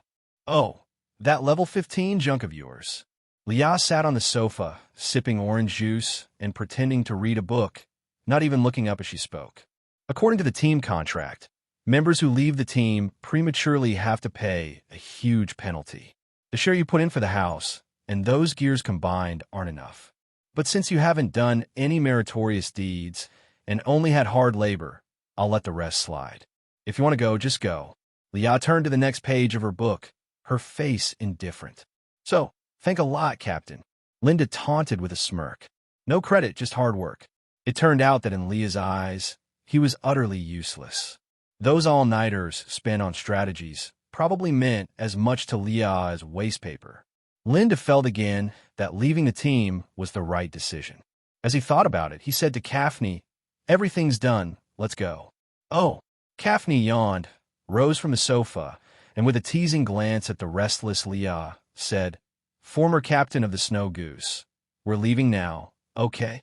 "Wait." Leah snapped her book shut. Her face darkened as she looked at Linda. "Is that all you have to say? Oh, what else? Still playing dumb? Mrs. Seen right through you." Leah clenched her teeth and stormed over with a menacing presence. She was genuinely angry. Usually, Linda said a lot, and she would respond with a sentence or two. Now, he was ignoring her love, only responding with what else? Are these words appropriate to use with your direct superior, the captain? I thought it was time to make things clear. With a stomach full of resentment, she stomped up to Linda, stood on her toes, and furiously grabbed his ear. "How long are you going to be stubborn? If you don't come back, Miss will really kick you out of the team." Hearing this unreasonable tantrum, Kaphne couldn't help but laugh, regretting that she had finished her sunflower seeds. Linda had pampered her for 3 years. She got used to it, and only when Linda was about to leave did she start to panic. With Linda's determination to form a team, there was no possibility of turning back. She had cut off the last thread of hope herself. "Let go." Linda's calm voice contained a trace of coldness, like a bucket of ice water in the summer. The shock made Leah shiver, and the hot blood in her head cooled significantly. "Last time I'm saying this, let go." "Huh? It's just pulling your ear, that's all," Leah said incredulously. She thought it was a sign of esteem and affection for Linda. It's not like she would pull just anyone's ear. Outside, a bunch of peculiar adventurers begged her to lift a finger. She disdained it. She thought she was quite familiar with Linda, but it seemed she was just being presumptuous. Was it, as Aiko said, that Linda really didn't like her, and his special treatment was just because she was the captain of the Snow Goose adventure team? Leah's heart skipped a beat. All these jumbled thoughts turned her face paler by the moment. The two stood at an impasse, the atmosphere in the living room reaching an excruciating level of awkwardness. Leah thought letting go would be losing face. But if she didn't, Linda's expression grew more and more terrifying. At that moment, all of Leah's attention was on Linda, and she failed to notice Kaphne slowly approaching. When she sensed something was off, what she saw from the corner of her eye was Kaphne, smirking as she raised her hand. Suddenly, a crisp slap sound. Kaphne's hand hurt from the slap, and she grimaced, shaking it off. The body of thief class, not really up to par, huh? She watched as Leah's right cheek swelled rapidly, her face dazed as if she had been stunned by the slap. She taunted sarcastically. "The former leader of the Snow Goose adventure team. Could you let go of someone else's teammate? We're actually in a hurry to get dinner." Kaphne couldn't stand it anymore. Just how well had it treated Little Red in the past to spoil her to this extent? Even though they had left the team, he was still polite to Leah. At the Adventurers Guild, Kaphne would have flung the resignation certificate in Leah's face right in front of all the press reporters, infuriating her completely. Since coming to the Snow Goose adventure team, she endured various taunts and never retaliated against Leah, considering it best to endure a moment of calm. But Da's philosophy of life did not work for Kaphne. Only by stepping forward did one really know how exhilarating it felt. Kaphne saw how dazed Little Red looked after being slapped and almost lost her composure from excitement. In the divine realm, Kaphne was meek and compliant, but upon coming to another world, she acted on her own will. This slap was unexpected by Da, and even more so by Leah. She released her grip on Da's arm, dumbfoundedly covering her right cheek, her mind buzzing, slightly unclear about what had just happened. She just felt her cheek burning painfully. Leah glanced at surprised for merely a second, then quickly appeared indifferent, a mix of sour, bitter emotions bursting from her chest. What irony it was. At the same time, Kaphne slapped her. The mansion's main door was open from the outside. Aiko and the others, who had gone out shopping, just happened to witness this sight. Aiko, Klein, and Chloe all stood dumbstruck, unable to believe their eyes. Leah got slapped? Crazy, right? Someone dared to slap the powder keg. And why was this still standing unmoved? Wasn't he always the one who dealt with the aftermath and mediates the leader's mood in the past? A very bad premonition arose in the hearts of Aiko and the others. Leah, already furious and embarrassed, became even more enraged when she realized Aiko and the others had seen everything, her face immediately turning red. She clenched her fists and stormed towards Kaphne. "You dare hit me, you piece of trash?" Kaphne, with no hesitations and relying on a trace of divine power within as her trump card, held onto her own against Leah's profanity. "Little Red, don't think everyone is like trying to please you, fawning over you. You drive away team members and still expect others to return? Maybe you should go back to sleep if you haven't woken up yet. Incensed over what you can't have. Sorry, in my eyes, you're just a selfish brat. That such a person can be a leader is purely the Adventurers Guild's oversight." Each of Kaphne's words was like a steel needle piercing Leah's chest. Leah's face grew redder, and she gritted her teeth like a fiery red arrow that rushed up in front of Kaphne, lifted her hand for a slap. "Stop!" Aiko and the others panicked. Leah didn't know her own strength, and if she injured someone, it would be a huge blow to the reputation of the Snow Goose Adventure Team. Klein was the first to step forward, trying to stop Leah, but she was too far away to catch up. Just as everyone felt helpless, there was a click. The wrist Leah had raised was grabbed by a hand as strong as iron tongs. Leah made a confused noise. She found it unbelievable what was happening before her eyes. It was like seeing the sun rise from the west, or the world tree collapsing. So much so that her beautiful ruby-like eyes revealed a look of bewilderment. Why would it stop her? One side was a barmaid he had met less than 2 days ago. The other a captain he had worked alongside for 3 years, battling over 100 times. Such an overly simple multiple-choice question. Why would it get it wrong? Leah pursed her lips, stubbornly lifting her head to meet Da's eyes, her voice slightly hoarse as she spoke. "You're taking her side?" Aiko and the others were also frightened by Da's actions. After all, no one really cared about the stranger, Kaphne. Even Aiko, who despised Leah the most, thought that Leah's position was definitely much higher than Kaphne's to Linda. And Linda's actions at this moment clearly showed that he was truly disappointed in Leah. Aiko saw the resignation letter Linda held, enclosed in a transparent folder. Leah's name was clearly written on it. This idiot, he really signed it. Aiko was nearly driven mad by anger. Leah wouldn't think that Linda could be summoned and dismissed so easily, would she? With her attitude? She was confident that she needed only a little time to pull Linda back into the team. Now it was all ruined by Leah. Aiko wanted to slap her. And Linda, without pondering Leah's question, replied, "Isn't it natural to stand by your own teammate?" At this, everyone in the hall was dumbfounded. "Isn't your teammate us?" Even Klein, an ordinary team member, felt a faint discomfort. Although it might not be the right description, she felt similar when she saw Aura talking and laughing with another girl. Just yesterday, they were teammates, and today, in front of them, he claimed to have new teammates. To say it wasn't painful would be a lie. If Klein felt this way, not to mention those who founded the Snow Goose Adventure Team in the beginning. At this moment, Leah's head was buzzing. She glanced at Kaphne, who wore a look of disdain. Then she realized Linda was really quitting the team. Between her and that big blonde woman, he didn't hesitate to choose the other. "I see now," Leah said, disappointed, retracting her hands and looking at Linda. "Linda, this isn't like you. Didn't you think who among the rock-level adventure teams would want you after you left Snow Goose? You're only level 15 with average talent. Besides me, who would let you join their team. I'm giving you one last chance. Leave that big bear woman and come back. Or leave Snow Goose and we sever all ties. Leaving means severing all ties. Linda mused. Actually, quitting teams is pretty common. Many people leave because they don't fit well with the team. There's no need to be so upset, right? Leah shook her head. With a cold expression, she said, "You only have two choices, come back, or sever all ties with Snow Goose."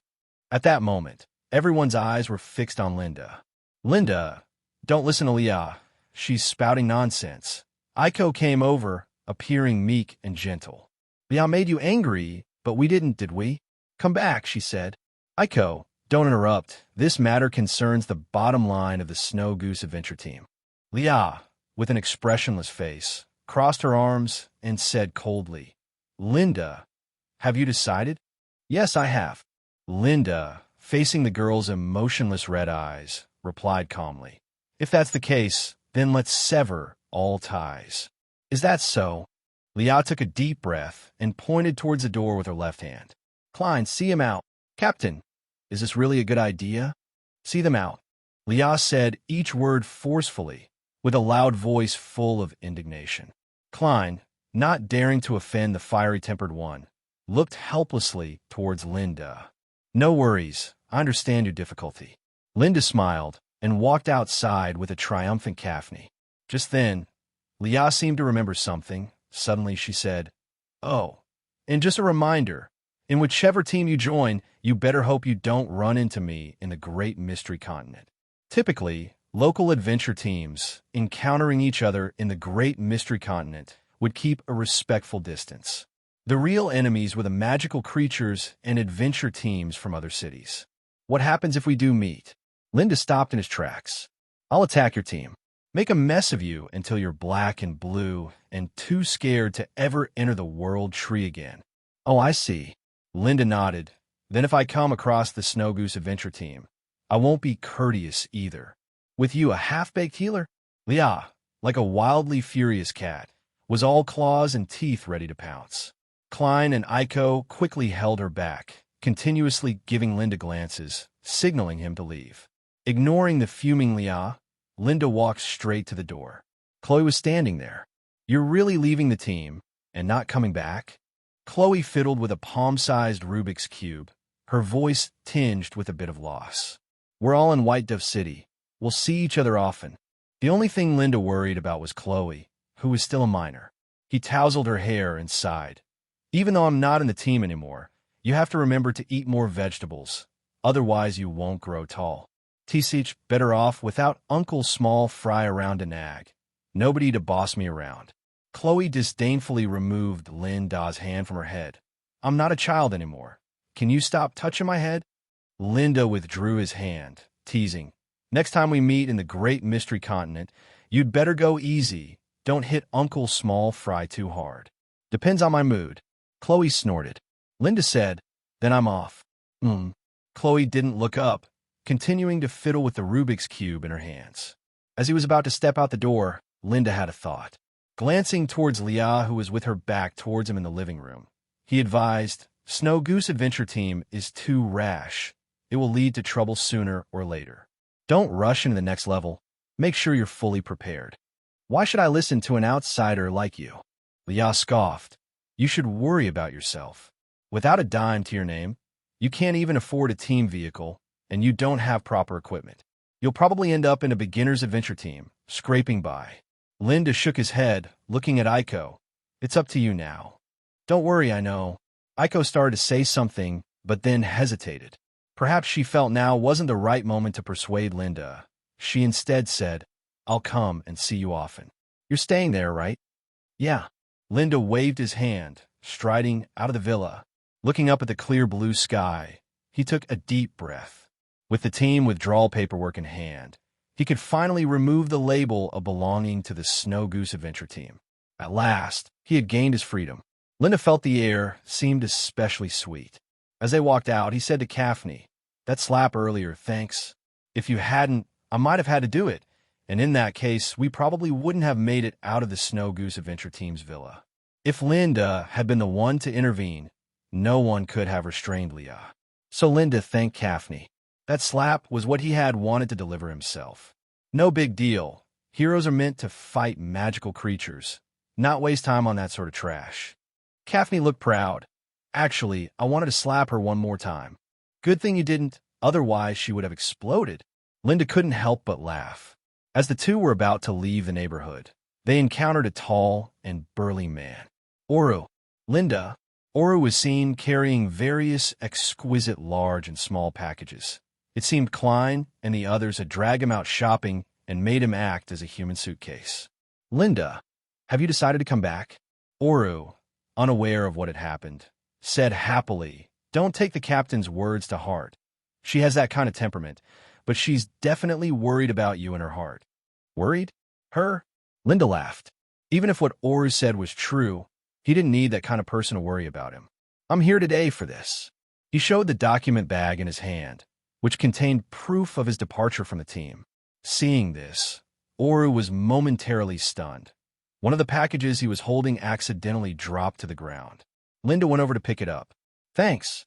Oru, with a look of regret, sighed and knew that at this point, Linda was unlikely to return to the team. Linda, even if you leave the team, we are still friends. If you're ever in any trouble, look for me anytime. Trouble? He had that right now. Linda hesitated a moment before saying, I'm a bit short on. He was too embarrassed to borrow money. Hey, big guy, got any cash? Hand some over for us to use. Kaphne was utterly unabashed and said straightforwardly. Oru was somewhat confused. Money. Adventurers above level 15 typically never lacked money for daily living. If they said they were short on money, did that mean a large sum? For buying new magical equipment or something of the sort? Oru chuckled awkwardly. That, Linda, I'm sorry, but the savings card is with Klein. Just a moment, I'll go and ask her for it. That won't be necessary. Whatever you have on you is fine. We can't even afford a meal. Kaphne, righteous and unashamed, completely drowned out Linda's voice. Can't afford a meal? Oru looked at Linda in surprise. Without asking much, he searched through his belongings and took out 15 gold coins. Linda gratefully accepted them. These few gold coins, they won't buy many pieces of equipment, will they? Kaphne frowned. There's a World Tree Bank nearby. If not enough, just go withdraw some money. That. Oru's face turned bitter. Don't listen to her. Her brain's not functioning properly. Linda glowered viciously at Kaphne. He knew that Oru and Klein had taken out a loan to buy a house in the inner city district under great pressure, and their earnings from adventuring were all spent with trepidation on repaying the loan. They didn't have a large amount of gold coins to lend them. After bidding farewell to Oru, the two took a carriage straight to the Adventurers Guild. The blonde receptionist at the counter took the departure proof and verified Leah's signature in a magic device. A green light shone, indicating a successful verification. Are you sure you want to leave the team? I see that the Snow Goose Adventure team is a rock-level team. The blonde receptionist, named Alice, asked once more. Positive. Linda nodded. Alice stamped the departure proof, then directed him to pray in front of a statue of the World Tree Goddess in the center of the hall to convey his will to depart to the World Tree Goddess. The statue of the World Tree Goddess stood at the center of the hall, a beautiful woman in light veils with a generous chest and long hair flowing to the ground. A garland crowned her head, and her compassionate eyes seemed to hold boundless love for all creatures, commanding the respect of all adventurers who saw her. Kaphne, however, sneered disdainfully. Such a useless woman. In the end, it's still this deity who has to save the day. Watch your words. If someone hears, we're done for. Linda wished he could give Kaphne a couple of punches. The World Tree Sanctum, which worships the World Tree Goddess as its deity, is the largest power in this world, ranking above the royal family of the Empire. There's only one outcome for those who offend the World Tree Sanctum. They are ruthlessly slain by the warriors of the Court of Judgment. Linda stood in front of the statue with his hands together in prayer, silently apologizing for Kaphne's irreverence, and then conveyed his desire to leave the Snow Goose Adventure team. At that moment, a voice as tender as spring water, that of a female, appeared in his mind. Brave, one chosen by the deities of the upper world, you need not express any apologies. Please make haste to ascend to the top of the world tree and draw forth the sword of the brave. In the darkness with his eyes closed, Linda saw a giant woman, standing 5 meters tall. Her emerald green hair cascaded loosely down her back. Her face radiated with maternal glory, and she extended her snow-white arms, embracing him into a soft ocean. The towering female deity kissed Linda's forehead like an enlightening revelation. A cool sensation traveled throughout his body, and the system panel popped up a notice. You have obtained the legendary passive skill, Blessing of the World Tree Goddess. Blessing of the World Tree Goddess. Luck increases threefold, and you will be more likely to obtain rare magical equipment and resources in the mystic realm. This skill was genuinely useful. Linda hurriedly thanked the World Tree Goddess in his mind. A motherly chuckle arose by his ear. When Linda opened his eyes, the vision had already vanished. He had become a free man. His contract with the Snow Goose Adventure team terminated. The two were completely severed from one another. How does it feel to leave the team? Kaphne asked. Comfortable. Linda laughed heartily. Leaving the team was complete, and he had also received the blessing of the World Tree Goddess. The kidney deficiency he had suffered during several dozen nights with the Snow Goose was swept away, leaving him much more vibrant and full of energy. The two returned to the counter. I'd like to form a team. Alice looked at them puzzled. Just the two of you as members? Yes. That won't do. Why not? Don't you know the rules for someone who is a member of a rock-level adventure party like you? Alice, speechless, slapped the notice board behind her. You need at least 3 people to form a team, and there must be 1 healer, 1 damage dealer, and 1 defender. If you don't meet these criteria, you cannot create an adventure team.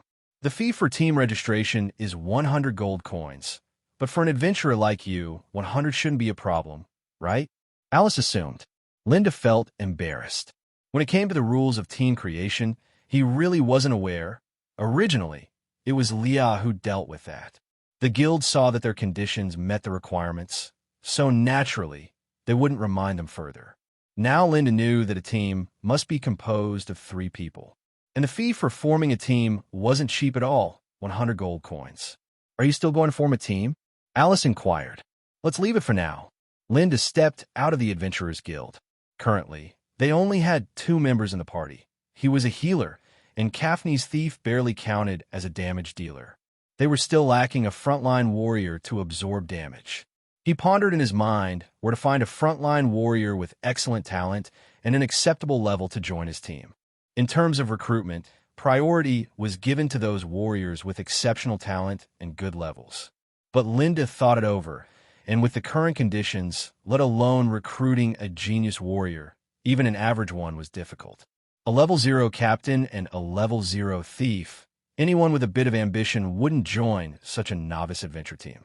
Indeed, it seemed he had to go out into the wild to grind on small monsters and level up first. Linda silently considered. As for the World Tree Secret Realm, he couldn't enter it for the time being. Not to mention the danger. The Empire strictly investigated adventurers who entered the Mystic Realm without forming a team. One reason was for safety, and the other was for the team formation fee. Gurgle. Just as they walked out of the hall, Linda's and Kaphne's stomachs called out in unison. It was already noon, and they had not yet eaten.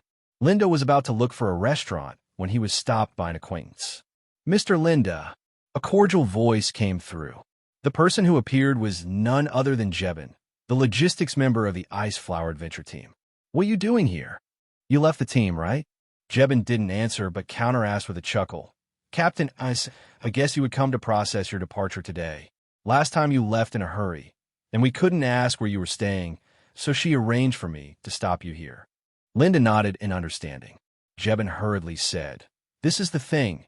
Our team captain has invited you to lunch and requests the honor of your presence. How can I let you spend such an expense? Linda said out of politeness. No, the captain has already made reservations. I'll definitely be scolded if I go back empty-handed, Jebin said helplessly. Unable to refuse the enthusiastic invitation, Linda and the others boarded the Ice Flower Adventure Team's carriage and headed to a high-end restaurant on Elf Street, riding the same breed of twin-winged black-blood horse as the Snow Goose Adventure Team.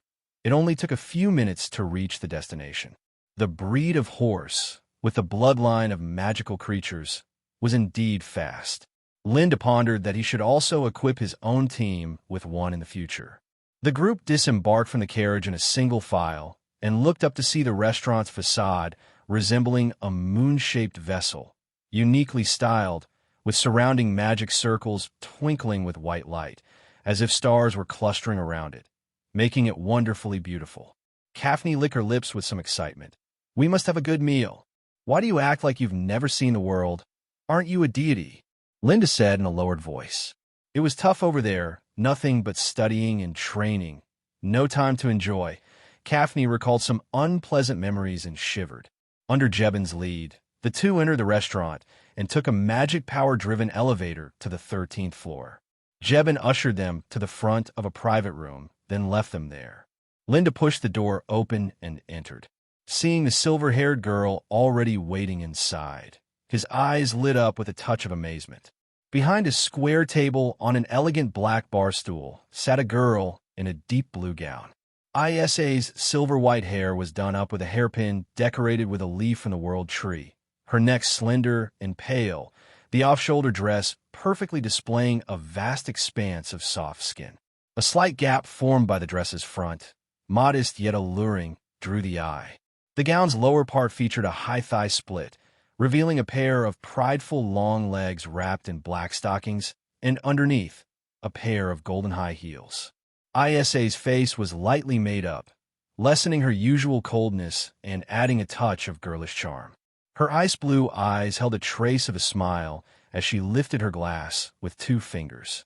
"Welcome," Isa said to Linda. This elegant display of nobility compelled Linda to straighten his back and courteously reply, "Miss Isa, thank you for the lunch invitation." "There's no need for that," Isa chuckled. "We're friends now, call me Isa." "Then, Isa." Linda nodded and sat down opposite her. Noticing Isa's curious glance toward Kaphne at his side, Linda introduced, "This is my prospective teammate, Kaphne." "Prospective teammate?" The smile on Isa's face disappeared. Originally, seeing the beautiful Kaphne, she felt a spark of competitiveness. Upon hearing that she was Linda's prospective teammate, her mood soured even further. The real purpose of this lunch was to invite Linda to join the Ice Flower Adventure Team. "Linda, won't you really consider my team?" Isa set down her wine glass. Looking earnestly at him, "I can offer you the remuneration of a main team member, even though you're only at level 0 right now. Depending on your performance later on, the remuneration can still increase." "It's not about the remuneration," Linda smiled. "I have certain reasons that I must create my own team." "But didn't you leave because of Leah? Creating your own team is just an excuse, right?" Isa grew a bit impatient, her tone unintentionally becoming aggressive. She genuinely wanted to pull Linda into her team. Leah was merely a catalyst. Without her pressure, I would have left Snow Goose sooner or later. Linda took a sip of the red wine in front of him and, after a slight pause, said, "I'm flattered by your invitation, but, sorry, I won't join anyone's team. It's not just about the Ice Flower Adventure Team. I would also refuse an invitation from the White Dove Adventure Group, even though they have crossed the 15th floor." The White Dove Adventure Group was the strongest team in White Dove City, with 12 main members. At the beginning of the year, they had passed the 15th floor of the World Tree, becoming a steel-level adventure group. Perhaps sensing his unwavering determination, Isa's head sagged in dejection. But as the captain who had led Ice Flower to the 12th floor, Isa soon recovered, shifting the topic with a smile. "Let's not talk about this today. Let's discuss how to repay you for yesterday's events instead. As fellow adventure teams in White Dove City, we should support each other," Linda declined tactfully. "That won't do." Isa shook her head. "Support is a given, but we need to settle scores properly. I thought about it, and since you're currently at level 0, what you need most is probably this." She took 2 palm-sized scrolls out of a small white bag beside her. The scrolls were a lush green, with the intricate design of a leafy tree. Isa placed her hand on a scroll and infused magic power. Instantly, a line of magic runes emerged, translating as Town Portal Scroll, 10th tier. This is a bit too valuable. Linda's expression changed slightly upon seeing the magic runes. Town Portal Scrolls were incredibly expensive magic items. Their price hovered around 10,000 gold coins, and they were difficult to find on the market. Once available, they would be swiftly purchased. These items were akin to Matai wine from Linda's previous world, goods that held more value than gold. The reason was simple. An extra town portal scroll was equivalent to an extra life. If outmatched, one could instantly escape. Without a town portal scroll, one could only wait for death. Even the Snow Goose adventure team didn't manage to equip every member with a town portal scroll. Linda felt this form of repayment was a bit excessive. He even suspected that Isa had originally prepared only one scroll for him, but seeing that he brought his prospective teammate Kaphne, she increased it to 2 on the spot. Such generosity and grand gestures made Linda take note.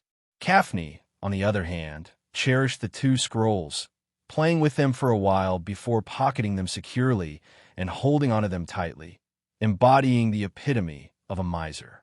When Isa saw that Linda was still reluctant to accept, she said in a forceful tone, "Take it." This is the unanimous decision of our Ice Flower team members after discussion. The Town Portal Scroll is the most suitable for you right now. Besides, I have a little additional request. Isa blinked and, in a rare display of coquetry, said, "Mr. Linda, you won't refuse, will you?" "That's cheating." Linda moved his gaze away from her slight smile, cleared his throat, and said. Isa smiled and said, "Of course, I won't ask you to do it for free. There will be a corresponding reward." "What is the request you're talking about?" Linda was curious. From what Isa was saying, it sounded like she wanted to hire him. "I hope that when the Ice Flower Adventure team challenges the 13th floor, you can take on the role of remote commander just once through the sensor ladybug," Isa said earnestly. "Commander?" Linda frowned and thought for a moment before shaking his head. "I'm an outsider. That wouldn't be appropriate." "It's fine. I guarantee that everyone in Ice Flower will follow your commands to the letter," Isa said with a smirk. "My team members are not like a certain red-headed fool. If I tell them to trust you, they will. If the 13th floor is successfully cleared, the demon core of the Secret Realm Guardian is yours." Isa extended her hand. "This condition should be quite generous. Remote command with no risk involved, and clearing the floor would mean earning a boss demon core for free." No matter how Linda thought about it, it was all to his benefit and none to his detriment. This cooperation would also deepen the friendship with the Ice Flower Adventure team, which would be greatly beneficial for the future development of his own team. "Deal." Linda nodded and shook Isa's hand. The lunch ended in a cheerful atmosphere. The only downside was that the portions at the upscale restaurant were too small, and both he and Kaphne had not had their fill. As they parted ways, Isa said, "The Ice Flower team's assault on the 13th floor is scheduled for next month. I will notify you in advance." "No problem." Just as Linda was about to leave, he suddenly remembered something. "Right. Could you help me scout for a frontline professional? Preferably one with high potential." Linda mentioned that his team was 1 member short. Isa pondered and said, "Frontline professions are easy to find, but ones with talent." She shrugged her shoulders, making a helpless gesture. If Linda were the leader of a known team, it would be a different story, but right now he was level 0 and starting from scratch. Truly talented warriors wouldn't opt for such a small team. "I can only do my best to help, but I can't guarantee we'll recruit anyone," Isa said. "That's enough." Linda nodded in gratitude. The group took the elevator down together. On Linda's left was Kaphne, and on his right, Isa dressed in an evening gown. She seemed to have sprayed some perfume, a scent like peach blossoms that was somewhat addictive. Linda glanced out of the corner of his eye at the mature and stable silver-haired girl and sighed inwardly, wishing he had met someone like Isa when he first came to this world. In the Ice Flower Adventure team, he might have reached much higher levels. Just then, Ayase suddenly looked up, somewhat unwillingly, and said, "Are you sure you won't consider it? My team is really good, you know." Linda was about to refuse, but then a thought struck him, and he said, "How about we make a promise?" "What promise?" "Within 3 years, if my team surpasses the Ice Flower Adventure team in the number of levels ascended in the World Tree." Linda looked straight into Isa's eyes, speaking slowly, "You will join my team." Isa was stunned. Immediately, she laughed so hard that her body shook, clutching her stomach, wanting to stop but again amused by Linda's fantastical bet. It took a while for Isa to calm down. She wiped the tears of laughter from the corners of her eyes and said, "Fine. But likewise, if you can't catch up in 3 years, you'll have to join Ice Flower. It's a deal." Linda extended his pinky finger. Isa, understanding the gesture, hooked her pinky finger with his. While Isa's fingers seemed delicate and slender, Linda felt many calluses from sword training when he touched them, hard, yet strong and powerful. A sense of reliability rushed over him. After they released hands, Linda looked at Isa, brimming with confidence as if she'd already won, and he couldn't help but want to laugh inside. With an experience bar, 3 years would be more than enough time to catch up to the Ice Flower Adventure team. It was like reserving a swordsman in advance. Isa's talent was no less than Leah's, and unlike Bilia, who needed convincing, Isa was also a silver-haired beauty that Linda quite fancied. Just as Isa wanted to poach him, he also wanted to pull Isa into his own team. Leaving the restaurant, Linda and Isa waved goodbye. He rubbed his stomach, planning to continue looking for a place to eat. After changing classes to a healing hero, both his physique and appetite had greatly increased. The food he'd just eaten was barely enough to fill the gaps between his teeth. He remembered there was a barbecue stall he used to frequent in Sparrow District, generous in serving and good in taste. "Let's go have a good meal." Linda patted the gold coins in his pocket. The jingling sound a satisfying feeling truly like no other. Kaphne rolled her eyes and said, "Should we sell off the town portal scroll? Once sold, it's not easy to buy back. Let's keep it, just in case we flip over in the gutter and need a quick escape." Linda shook his head. With his magic potions and 2 town portal scrolls, he could face unexpected events with composure. Catching a carriage, he and Kaphne headed back to Sparrow District. Time moved on to dusk. Inner City District. Aiko couldn't stand the atmosphere in the villa and escaped. After Linda left, Leah had turned into a personified icebox. Wherever she went, she had a sour expression, exuding an ice-cold pressure that made breathing feel difficult. Thanks to Toria's influence, the Snow Goose Adventure team became unstable. The strategy planning was temporarily handed over to the new healer, Phyllis. But was he trustworthy? One wrong strategy could lead the team to the abyss, and Aiko found it hard to place her trust in a newcomer. Wheeling herself out of the neighborhood, many adventurers who knew her greeted her kindly, and adoration shone subtly in their eyes. Aiko responded with a composed smile, nodding and waving, occasionally asking what they had for lunch. Seeing their delighted expressions from merely conversing with her filled her with contempt, and an involuntary pride swelled in her chest. No adventurer could resist her beauty. With just a little tease, they would all blush, pathetically trying to stand tall, as if they were creatures even more lowly than insects. But there was one person who trampled on her pride without even realizing it. Aiko bit her lip in irritation, a flash of resentment passing through her eyes. It was because of that incident that she set her sights on Linda, intending to turn him into a mindless, obedient dog, desperate for her attention. Because of that incident, Aiko had set her sights on Linda, intending to turn him into a mindless dog that would only obey her commands and crave her affection incessantly. 3 years ago, she arrived at the Snow Goose Adventure team in a wheelchair with her frail body. She extended her hand to Linda in friendship, showing her broad-mindedness and disregard for Linda's ordinary talent and cheaply dressed commoner status. Yet, Linda, not knowing what was good for him, pushed her away in one fell swoop. That only cold, hard hand brushed past her shoulder, pressing against her chest.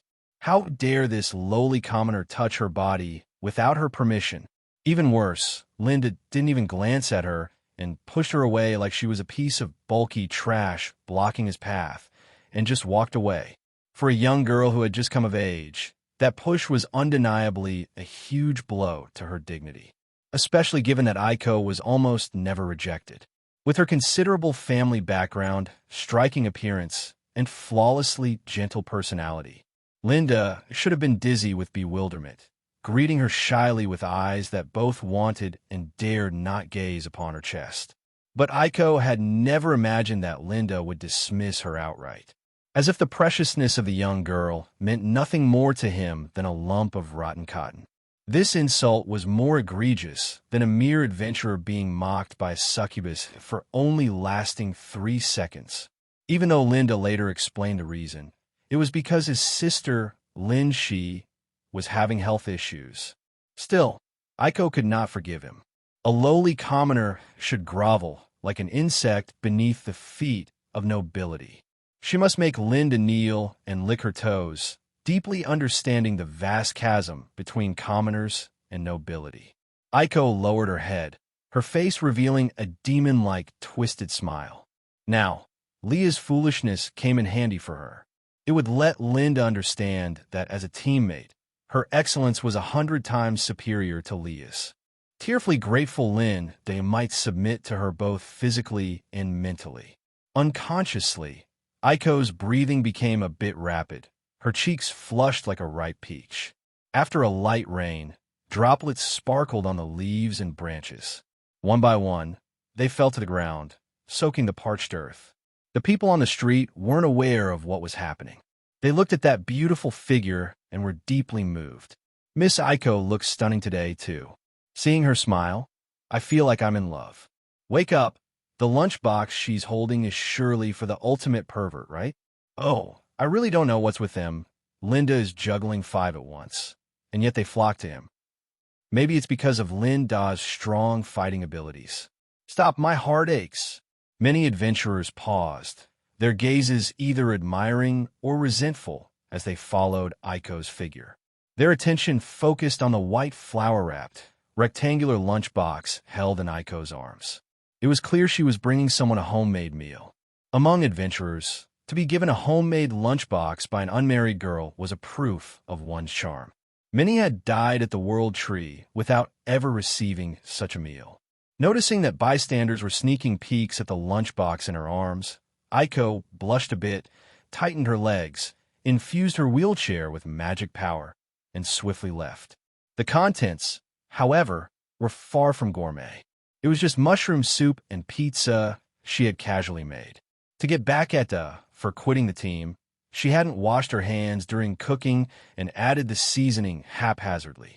The taste was bound to be atrocious.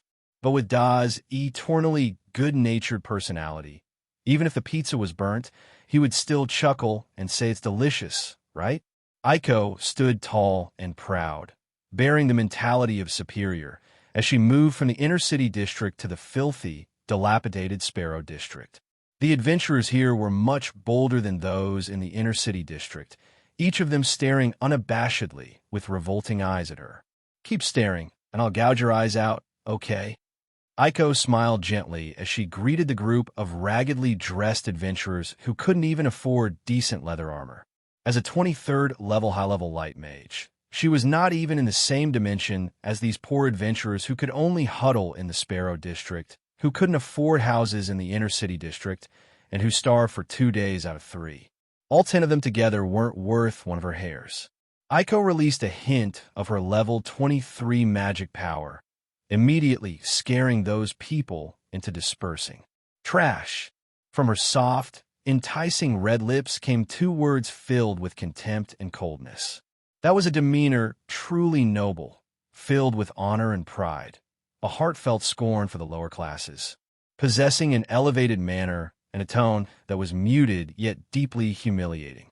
Having driven away those trash, Aiko rubbed her cheeks and put back on her mask of vulnerability. The wheelchair moved forward. She arrived at a familiar street. On her right, There was a sign covered in grease and smoke stains, Tyrannosaurus Barbecue. As she was about to leave, she heard a hearty female voice from inside the barbecue shop.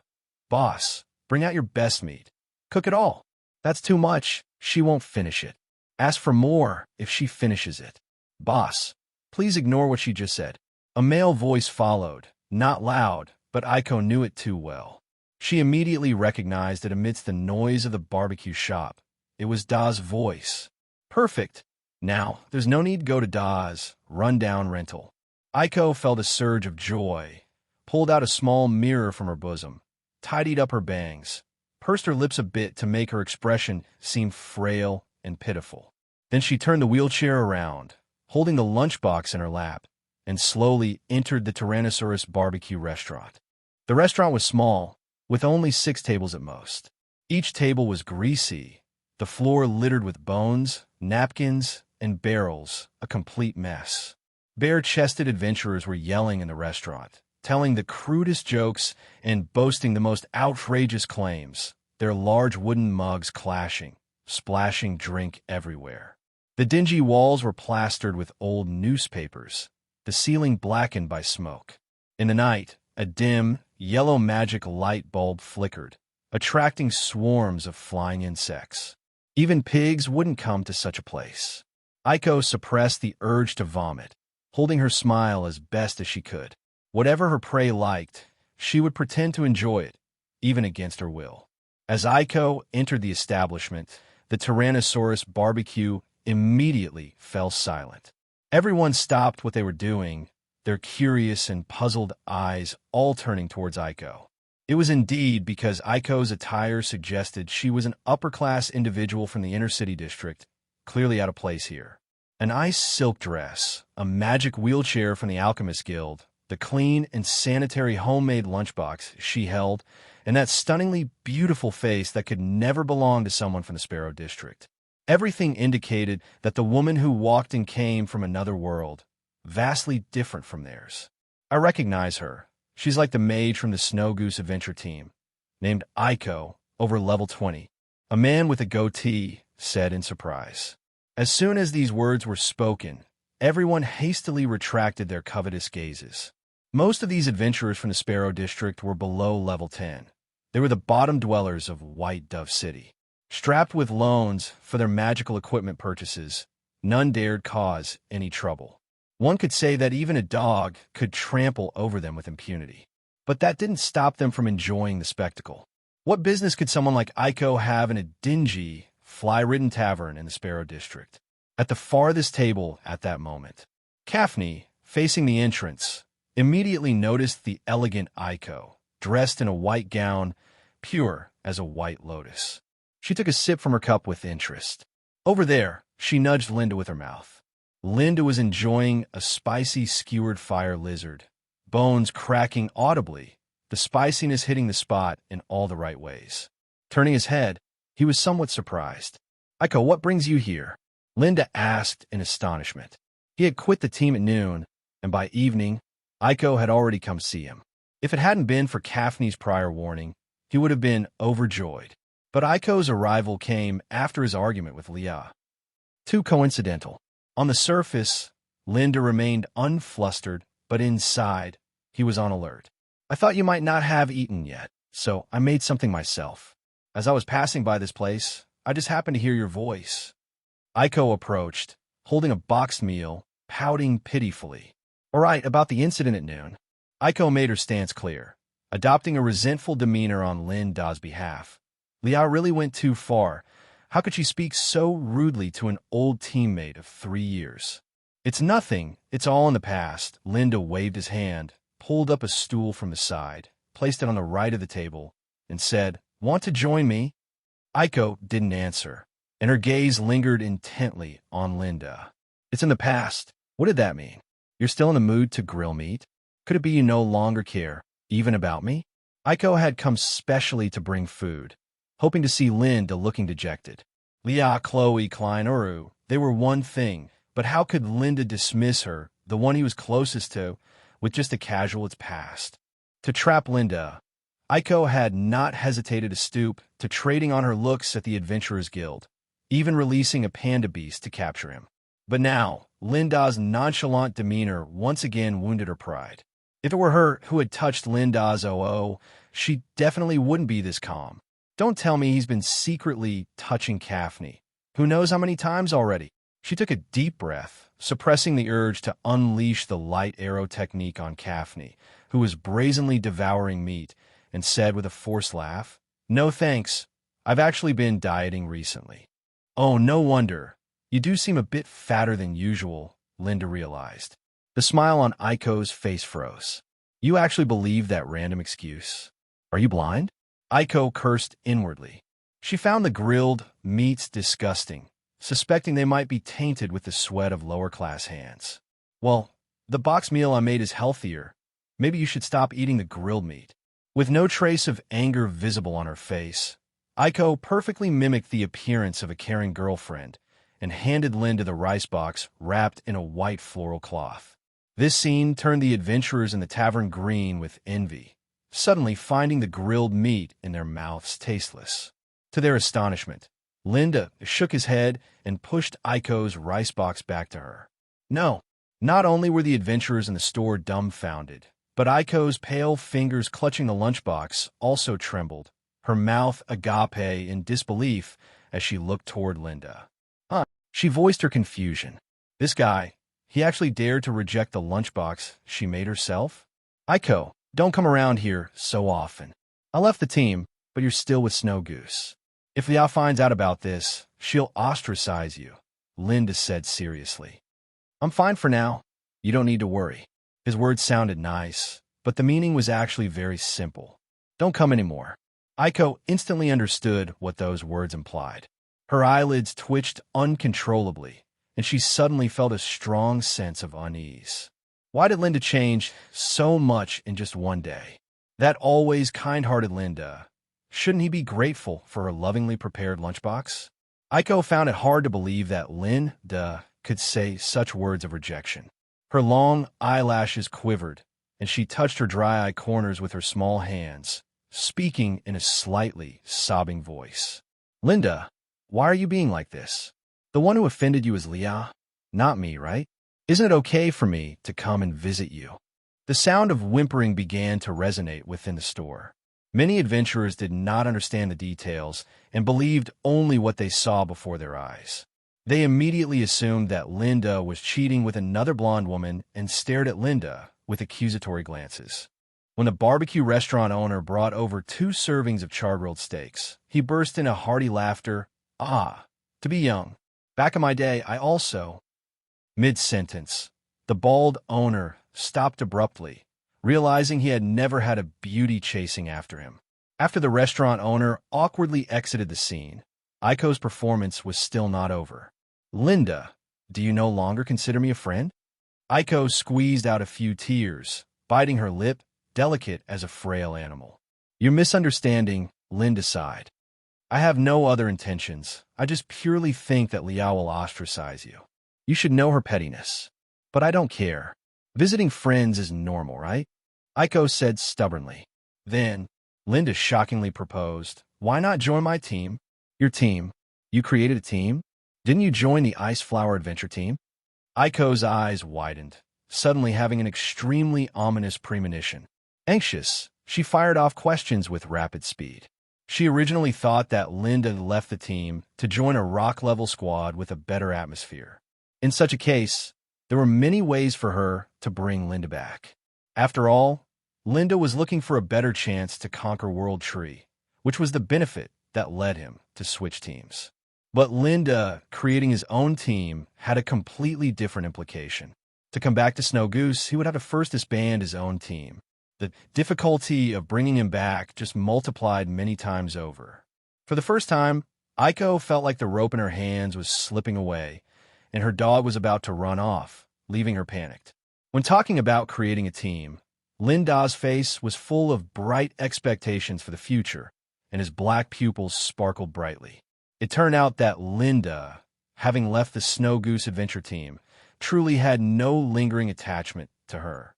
She couldn't accept it. Aiko gripped the lunchbox tightly, gritted her teeth, and felt extremely unwilling to let go.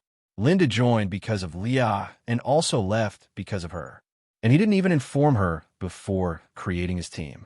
She was just a stranger. Aiko silently squeezed out a few tears, whining Linda, Joining Linda's team, of course I can. Aiko had practically no sense of belonging to the Snow Goose adventure team. That's what she thought, but she put on a face of great difficulty, intentionally making Linda feel guilty for his hasty invitation. Every team member was bound by contract, and quitting without permission required paying a hefty penalty. To Aiko, that wasn't a problem at all. Her financial reserve was quite substantial. She could agree to Linda's request and join the team. But she couldn't just join casually. The way a boy treasures a room he could enter with a single gold coin versus one he fought hard and spent countless gold coins to get into surely would be different, right? Aiko intended to make Linda go and ask Leah to be rejected when she refused to sign a contract for a team transfer, making him lose face, and only after he thought it impossible to get her would she pay a high price and quietly join his side. Then Linda would realize just how outstanding she was. She bowed her head, seemingly in great distress. Sorry, I need to think it over before joining your team. No rush. After all, setting up a team isn't something that can be done hastily. Linda said helplessly, we haven't even recruited a frontline warrior yet. Aiko was puzzled. With the reputation you've built in the Snow Goose adventure team, recruiting a warrior shouldn't be difficult, should it? In theory, yes. Linda took a big gulp of wheat beer, shook his head, and said, I've changed professions, so currently our team strategy progress is at the zeroth layer. The hidden implication of changing professions was that his level had also been reset to 0. This was not something he needed to conceal. If Aiko were earnest, she could make inquiries at the Adventurers Guild and find out. Changing professions after level 10 is a big risk. Why were you so reckless? Without even discussing it with me. Aiko said, her eyes starting to redden, you really didn't think of me as a friend. Don't cry. Linda awkwardly offered her a tissue, never realizing before how fragile Aiko's temperament was. He had been covertly watching for any signs of irregularity since she arrived, but he couldn't find any. Aiko's genuine emotion, even if partially driven by an agenda, was probably not all an act. Although he sometimes sensed Aiko's subtle air of superiority and a hint of her young lady attitude, he believed that within Snow Goose's group of 5, his relationship with Aiko could be ranked at least 4th, quite a bit higher than Bilia's. Aiko took the tissue and dabbed at the corner of her eyes. What profession did you change to? You're not planning to keep even this from me, are you? Linda pondered for a moment and said, a healing mage. Healing mage? I've never heard of it. Is it any good? Aiko blinked her eyes in confusion. In her heart, however, she was jubilant. A profession nobody has even heard of must be terrible. Linda thought for a moment and said, it's probably a bit stronger than a healer. The advantage of a healing mage lies in having poisonous healing, giving them a fighting chance against magical creatures. Oh, it's sort of like a poison doctor then. Aiko confirmed in her mind. A poison doctor is stronger than a healer, but only marginally so. It sounded like this healing mage was a combination healer and attacker, supposedly good at both. But jack of all trades, master of none. That was Aiko's first impression of a healing mage. Must be tough recruiting for your team. Need me to help you scout around? Yeah, that would be great. Aiko saw the sincere expression on Linda's face. On the outside, she smiled and agreed readily, but inside, she scoffed in disdain and even spat in contempt. Helping you recruit people? You can't be serious. I wish you'd never find anyone, and come begging me to join. That would be the best. Aiko's questions were circuitous and seemingly worried about Linda, yet every bit of Linda's plight she learned of secretly delighted her. The worse Linda fared, the happier she became. After chatting for a while longer, Aiko prepared to take her leave, not wanting to give Linda the cheap satisfaction of her being at his beck and call. On her way out, she took out 10 gold coins from her bag and gave them to Linda. Creating a team required 100 gold, and even if Linda had the dumb luck to recruit new team members, he still wouldn't have the money to create the team. He could only come and beg her. The little abacus in Aiko's mind clacked away merrily. Linda, remember to come find me if you encounter any troubles, okay? Although we're not teammates anymore, we're still friends. Outside the Tyrannosaurus barbecue restaurant, Aiko sat in her wheelchair, waving goodbye reluctantly. Linda stepped out to see her off, holding a little bag full of personable gold coins, and couldn't help but sigh. Aiko was indeed much stronger comparatively. Behind him, envious and jealous stares were cast his way, with some drunken adventurers wailing bitterly out of sheer envy. I want a beautiful girl to visit me too, and give me gold coins. 10 gold coins. I risked my life in the mystic realm today, and I only earned 3. This guy seems to have changed his profession to level 0, right? Should we beat him up? The last remark was made by a lean adventurer with a Mohican haircut, grinning mischievously. To his surprise, as soon as Mohican finished speaking, a light arrow whizzed in from outside, grazing his scalp and leaving a small pit in the wall. Mohican touched the patch of missing hair on his head, his face turning deathly pale. A little lower, and his head would have had an extra bloody hole. This incident had everyone quiet as mice, promptly zipping their lips. At the entrance of the barbecue restaurant, Aiko waved her delicate white magic wand with a smile, saying, "Whoever bullies Linda, don't blame me for bullying them back, okay? Also, my level isn't the 23rd level that's rumored outside. In fact, I just reached level 24 yesterday." Level 24, absolutely a top figure in White Dove City. The adventure team members felt a chill run up the backs of their necks and forced laughter, saying, "Who would be so short-sighted as to provoke Linda? We're lucky he doesn't bully us, huh?" Exactly. A level 24 beauty coming to Sparrow District to visit teammates? I'm damn near turning into a lemon spirit, magical creature.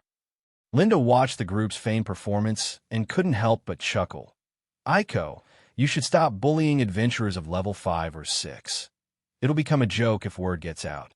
Well, they were the ones who said they wanted to beat up my old teammate. Aiko puffed her cheeks, and her attempt at looking cute froze all the adventurers secretly watching inside, turning them into a collective group of lemon spirits, with jealousy flowing everywhere. I'm off then. Aiko waved her hand. Take care on your way back, although I think others might need to be more careful around you. Linda joked. A high-level light mage from Holy Light Church at level 24, respected and awe-inspiring anywhere in White Dove City. Linda turned and re-entered the Tyrannosaurus barbecue restaurant. Little did he know that no sooner had Aiko left than the drunk Mohican, driven by his drunkenness and feeling mortified, began to clench his fists with an annoyed expression as he tried to stand up. You made me lose face. Sit down." Linda's hand was on Mohican's shoulder. The latter obediently sat back down. He didn't get up again, even as Linda brushed past him. The adventurers sitting at the same table, caught up in the excitement, curiously asked, "What's wrong? Weren't you going to teach that eye of wisdom a lesson?" "He's so strong." Mohican's voice trembled. "What's strong?" His companions grew even more puzzled. "His strength, it's so damn strong." Mohican's eyes bulged, his voice cracking like a drake's. "I'm a level 4 warrior. Yeah, I might have lost some strength from the booze, that's true, but I shouldn't be overpowered and forced back to my seat by a level 0 recovery class, should I?" When they heard the reason, they all froze, staring in astonishment at Linda sitting at the innermost table. A level 0 healer stronger than a level 4 warrior. What kind of top-tier class was that? Mohican shook his head and approached Linda's table, holding a large mug and snickering with a sycophantic smile. "I overheard your conversation with that lady earlier. You're forming a team, and it seems you're recruiting, right? How about me?" His attitude had improved significantly, and he spoke with considerable respect. Linda glanced at him and shook his head. "No way. You're too weak." The simple and direct reason left Mohican dispirited and downcast. Linda indeed needed people, but he wasn't going to take just any Tom, Dick, or Harry. He intended to recruit those with potential companions to reach the summit of the world tree with him. On the surface, Linda was polite, but his pride was greater than anyone else's. After shooing Mohican away, he and Kaphne devoured the barbecue on the table like a whirlwind. At 10 p.m., the two left the restaurant. On the way, they stopped at an equipment shop and spent 3 gold coins to buy a level 0 longsword and a short sword each. As for why a healing mage like him used a long sword instead of a magic wand, the reason was simple. In the early stages of a healer class, there are no attack skills. The damage from a normal attack with a magic wand is much lower than that from a longsword. Slimes, goblins, little lava creatures, all await to be turned into my experience points. Linda patted his round belly, and he and Kaphne wobbled their way back to their rental. After a night of resting and building up energy, tomorrow he would go out into the wild to farm slimes and level up. This feeling, akin to pioneering a new account in a game, excited Linda. In his 3 years on the Mystic Continent, his otherworld journey was finally about to begin in earnest. Late at night, at the Snow Goose Adventure Team's villa, Aiko had just returned from the Sparrow District. As soon as she pushed open the door, she saw the living room bright as daylight, with a red-haired girl sitting there sipping coffee with a stern face. She held a thick book, scratching her head, stomping her foot, her eyes bulging like brass bells. This one, she couldn't possibly struggle to recognize each character, could she? A faint look of disdain flashed through Aiko's eyes. "Where did you go?" Liao threw her book aside, lifted her head, saw the food box in Aiko's arms, furrowed her brows, and asked in a bad tone. Aiko had considered brushing it off, but seeing the other's nauseating demeanor, she snorted coldly inside, her face smiling while she calmly said, "I went to see how Linda was doing." The coffee Liao was bringing to her mouth sprayed out. "Never mind, it's none of my business. Go if you want to." Liao looked indifferent, picked up the book again, and continued to flip through it. "Don't you want to know what happened?" Aiko raised an eyebrow. "Don't want to know how Lin Da's been since he left the team?" "I don't. Speak." Liao was about to deny interest, but suddenly changed her mind and coldly said, "Don't misunderstand. Know the enemy and know yourself, and you can fight 100 battles without disaster. Now that Linda is an enemy of the Snow Goose Adventure Team, as the captain, it's necessary to know the enemy's information. As if your brain could even take inspiration from a famous quote. When Linda was part of the team, he often spoke about knowing the enemy in oneself. But now, in Leah's words, Linda had somehow become that magical creature. It was rather amusing. Aiko hummed sarcastically to herself. She didn't rush to answer Leah, just leaving her hanging on purpose. Aiko went to the opposite side of the table, put down the food box, opened it, and scooped a bit of mushroom soup into her mouth. "So salty, too much salt added." Aiko's face showed bitterness. "Hey, why are you not talking anymore? Does Linda feel regretful?" Unable to hold back, Leah asked anxiously. She looked ridiculous, like a clown. Aiko covered her mouth and snickered, bowing her head until she had her fill of laughter. Aiko then coughed and recounted what happened at the Tyrannosaurus barbecue restaurant. After hearing the story, a hint of disdain appeared on Leah's face. Street stall barbecue for the poor? That's what they eat. On the table, there were lunch boxes delivered from a high-end restaurant. Any single dish inside cost 10 times what Linda spent on a meal at the barbecue shop.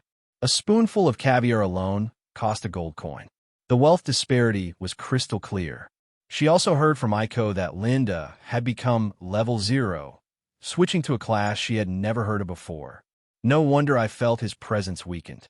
Daring to leave the team at level 0, he's truly arrogant. Mixing it up with women from the tavern, hiding in Sparrow District eating lower-class people's barbecue. Linda has really fallen. Leah seemed to regain her confidence. She was the genius swordsman of the Snow Goose Adventure Team. Even without a healer, she could still lead the team to become the strongest adventure squad in White Dove City. That meant she would trample Lin Da's team underfoot. "I've decided," Leah said to Aiko. "We're going to reach the 15th floor in 3 months and become an Iron-level adventure team. Once you reach the 15th floor, you can be called an Iron Adventure Team and get more privileges from the Adventurers Guild. Priority purchase of magical equipment, resources, exploration of newly discovered wild mystic realms, and various discounts." But Aiko voiced her concern. Reaching the 15th floor in 3 months? Isn't that too rushed? The recommended strategy level for the 15th floor is 30. In contrast, the levels of the Snow Goose Adventure team members. 23rd level Blazing Swordsman, Leah. 24th level High-level Light Mage, Aiko. 21st level Heavy Armored Warrior, Corona. 20th level Wind Archer, Klein. 20th level Hammer Warrior, Oru. 20th level New Healer, Phyllis. The average level was around 22. With these people, past the 15th floor recommended at strategy level 30, has their brain malfunctioned? Aiko said sternly, I think the current strength of the Snow Goose Adventure team is not enough to clear the 15th floor.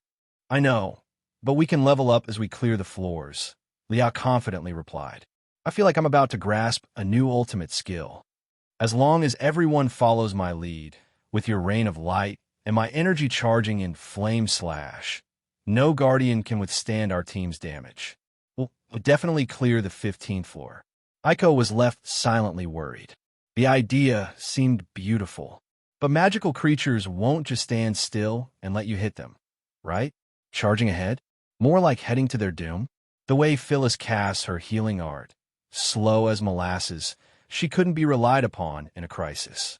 Aiko had clearly noticed during their time in the Twisted Forest at level 9 that the skillful new healer chanted her healing art as slow as a snail, not even half as fast as Linda.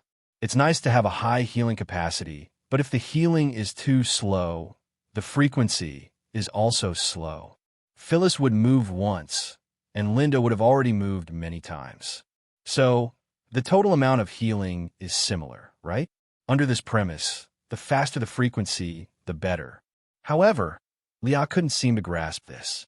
But Aiko thought, even if that person figured it out, they'd probably be too stubborn to admit it. Aiko sighed. Let's not talk about the gap between healers for now. Leah, being a swordsman, rushing headlong into things is one thing. But as a frail mage, not even standing in the back is safe. So how could she possibly join the charge? Seeing Leah's spirited expression, Aiko knew talking her out of it was futile. Anyway, she has no plans to stay long in Snow Goose, so whatever happens later is none of her business. She thus adopted the stance of a bystander, waiting to see how Leah would trip up. But speaking of which, why must it be 3 months to reach the 15th level? Aiko wondered aloud. For months, 5 months, wouldn't they do? Could that day hold some special significance for Leah? You haven't seen this yet. Here, someone from the Adventurers Guild just brought this over. Leah, excited, handed a flyer to Aiko. She didn't know what was on it that could have revived Leah from her dejection. Curious, Aiko took the flyer and saw a lush, towering world tree in the background, with a small world tree totem in the upper right corner. Her face changed instantly, and she couldn't help but exclaim, an announcement from the World Tree Sanctum? The World Tree Sanctum, the most mysterious and significant power across the Mystic Continent.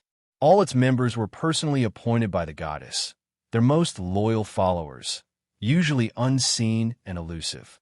The last time they appeared to the public, I was 1,000 years ago. Upon their emergence, they issued the divine decree of the World Tree Goddess. The seal of the demon realm is about to break. To encourage adventurers to march forth, we will increase the rewards within the World Tree Secret Realm. One could say when the World Tree Sanctum makes a move, they bring news that shakes the entire continent. Seeing Aiko's increasingly serious expression, Leah confidently puffed out her chest. This time, the World Tree Sanctum brings another divine decree from the goddess. In 3 months, 100,000 stones of the brave will descend into the World Tree Secret Realm. The higher the layer, the higher the chance of obtaining the stones of the brave. Those who obtain these stones will become heroes, led by the chosen heroes of the divine realm, together to save the world and defeat the Demon King. This is true adventure, fighting for the common people, earning powerful equipment, the respect of everyone. Even nobles will have to give way to us. Leah, thrilled, stood up, grabbed the heavy sword Flame Devourer that was leaning against the sofa, and swung it around the hall. Red Fire Series Battle Chi, like a blazing stream of light, circled around the girl, giving her an especially dashing look. Simply put, She was so excited that she swung her weapon wildly. Liao placed the greatsword back in front of the sofa and, wiping the sweat from her forehead, her face broke into a smile. 100,000 stones of the brave. Though these brave ones seem slightly inferior to the chosen heroes, there are more of them, increasing our chances to become heroes. Me, you, Klein, and everyone, we all have to become part of the hero team. I think it's not that simple. Contrasting with Leah's overflowing confidence, Aiko felt a tinge of unease. She put down the flyer and said heavily, "Are the stones of the brave so easy to obtain? If they exist in the public grand secret realm and happen to be discovered by two teams simultaneously, usually, given that they are from the same city's adventure teams, they would try to resolve it peacefully. But with the stones of the brave at stake, could everyone still uphold their morals?" Lia thought the stones of the brave were opportunities given by the World Tree Goddess. Aiko didn't see it that way. This was purely a cruel game of venomous insects. Only the strongest adventurers who survived could obtain the Stone of the Brave and qualify to challenge the Demon King. According to this flyer, 3 months later, 100,000 hero stones will descend, with every 5th level in the Great Mystery Continent being a cut-off point. The higher you go, the higher the chances. No wonder Liao wants to reach the 15th level within 3 months, as she wants to increase her chances of obtaining a hero stone. The person who becomes a hero will gain many privileges. Liao had taken a flyer back and, looking at the small print at the bottom, said eagerly, "Even the most ordinary hero can be granted the title of Honorary Baron and even become a VIP of the World Tree Sanctum. The request of a hero will be fulfilled once by the World Tree Sanctum, depending on a hero's level." That's what it says. Impressive, right? What did you say? They will fulfill a hero's request as much as possible. Aiko's attention was suddenly caught. She didn't have any special thoughts about becoming a hero and subduing the Demon King. But to become a hero and then be able to make a request to the World Tree Sanctum, that was very tempting. Given the scale and power of the World Tree Sanctum, they could fulfill most of an adventurer's wishes. It felt like there was a cat clawing at Aiko's heart. She couldn't help but wonder if she could request the World Tree Sanctum to make a certain adventurer her personal pet. Slavery had been abolished 1,000 years ago, but the pet system still existed. No one had ruled that pets couldn't be human. Heroes must play with their pets every day to have the strength to subdue magical creatures. Aiko, who initially had no particular thoughts about becoming a hero, suddenly had sparkling eyes and unconsciously squeezed her legs together. In her mind, she imagined them kneeling on the ground, wearing brown dog ears, eagerly barking and pleading and touching her toes with his tongue, begging for rewards. Tee-hee-hee-hee. A slightly spine-chilling laughter uncontrollably erupted from Aiko's throat. Liao was startled and looked at her unexpectedly. "You want to become a hero that badly?" "Not really."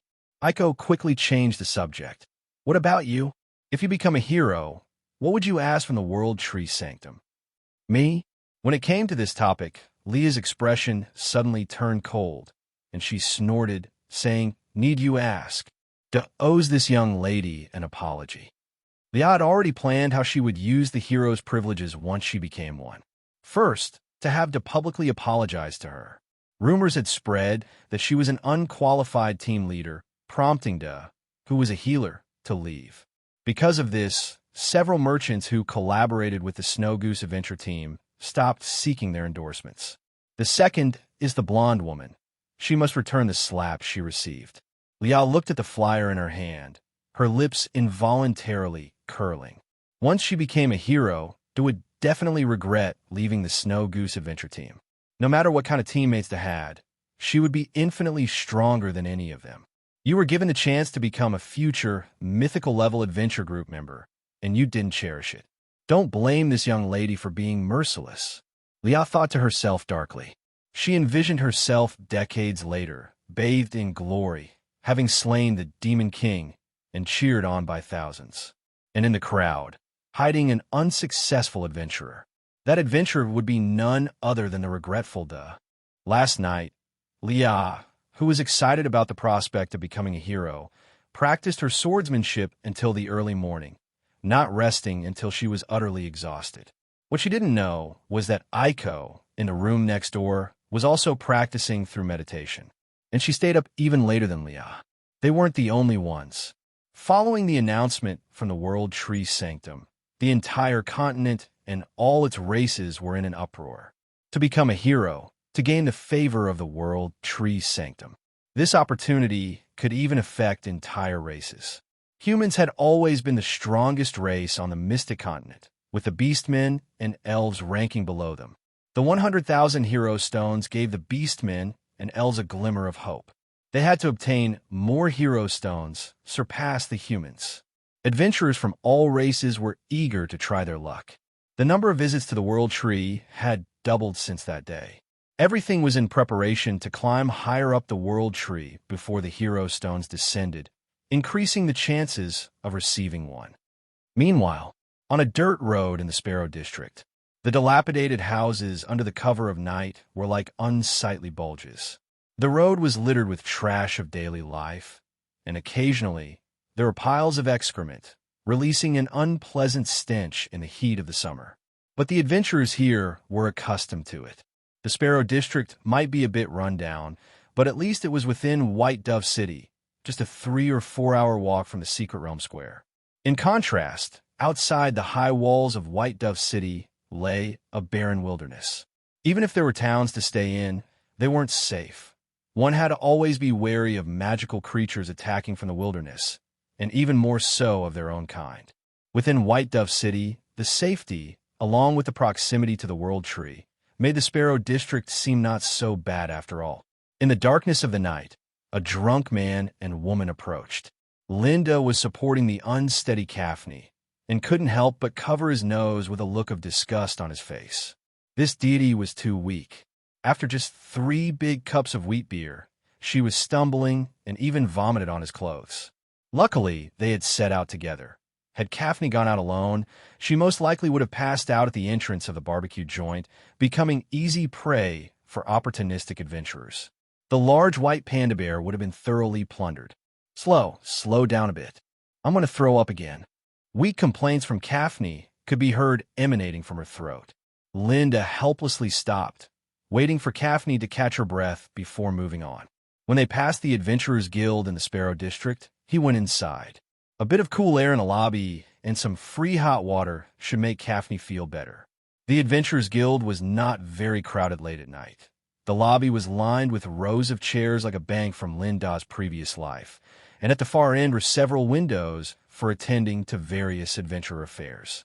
Linda made Kaphne comfortable in a chair and went to get a paper cup of water. At the water dispenser, there was a large wooden board next to it, and in the center was a notice containing a trace of magic power. As background, there was the verdant world tree emanating a firefly-like glow. Around the edges of the notice were gilt lines for decoration, clearly setting it apart from the other ordinary notices. An announcement from the World Tree Sanctum. Linda glanced over the content and had an epiphany. Unbeknownst to him, the large autumn event, Heroes Descent, had already begun in the mid-phase of the Mystic Continent game version 1.0. Put simply, this was an event concocted by game planners to boost performance by draining the wallets of players. 10,000 hero stones were to be placed into the World Tree, with higher floors offering an increased chance of a hero stone drop when opening treasure chests. In order to tackle higher floors, players could only open their wallets and let themselves be harvested like plump cash cows by the planners. Within the game, the obtained hero stones could be traded, and their use was to obtain the chosen hero title, boosting all attributes by a percentage. Such percentage-increasing items have always been the favorites of big spenders. Linda had once ground away a whole month to gain 2 hero stones. However, reality and the game were dissimilar. In the Mystic Continent of reality, hero stones that were dropped enabled career advancement for the user, earning them the suffix World Tree Brave, and they were bound to individuals, making them non-tradable. Already chosen by Kaphne as the chosen hero, what would happen if he gained another hero stone? It couldn't just go to waste, could it? To figure out the effect of the hero stone on him, Linda went to the World Tree Goddess statue in the hall. He wished to see that grand and beautiful female. Besides inquiring about the use of the hero stone, he had another significant matter and hoped to get answers directly from the World Tree Goddess. As for the water he was supposed to retrieve for Kaphne, Linda had forgotten to decide. Drinking it later wouldn't be a problem, right? Little did he know, at that very moment, Kaphne was parched, dizzy, and drowsily waiting while leaning on a chair. Upon closer inspection, she saw not only had Linda failed to fetch the water, but he had also gone to the World Tree Goddess statue and was praying with hands clasped and a solemn expression. Kaphne's eyes bulged in surprise. As a deity herself, she felt a strong sense of betrayal toward Linda's immoral act. You are the hero chosen by me, so why are you getting so close to another god? Linda had confided in her about the legendary skill World Tree Goddess's blessing. It seemed the other party took quite a fancy to the hero she had chosen. Damn, goddess, don't steal someone else's hero. Kaphne shouted in her heart, unable to accept this. Meanwhile, back to Linda. He closed his eyes and prayed sincerely to the statue. In the call of the late night, would the World Tree Goddess respond? Linda prayed silently with a sliver of hope, but only took 3 seconds. In a dark vision, the World Tree Goddess with luscious emerald hair appeared, motherly and affectionate. This time, perhaps to accommodate Linda's race, the World Tree Goddess had reduced her towering height from over 5 meters to around 1.70 meters. The World Tree Goddess had a slender figure with curvy assets. Her long emerald dress, made of leaves, snugly wrapped her exaggerated physique, and her bare, tender feet floated slightly in the air, untouched by any filth. Her soft face shone with a motherly glow, her ample bosom swaying gently with each breath, like the heavily laden fruits of maturity. Facing this goddess, an incarnation of the world's will, Linda dared not cast an improper glance. He sensed this place to be akin to a spiritual realm and controlled his conscience to bow his head, his right hand on his chest, slightly bending forward to perform a common adventurer's greeting. Linda respectfully said, "Great World Tree Goddess, please forgive my late-night intrusion. I have come with questions and hope to receive your answers." "Not at all. Please speak your mind, and I will answer your questions as best as I can," said the World Tree Goddess with a smile. Her fingers, as delicate as young shoots, gently lifted, and a soothing breeze helped Lynn to straighten himself. "Also, dear hero, you may call me Trisha, that is my name.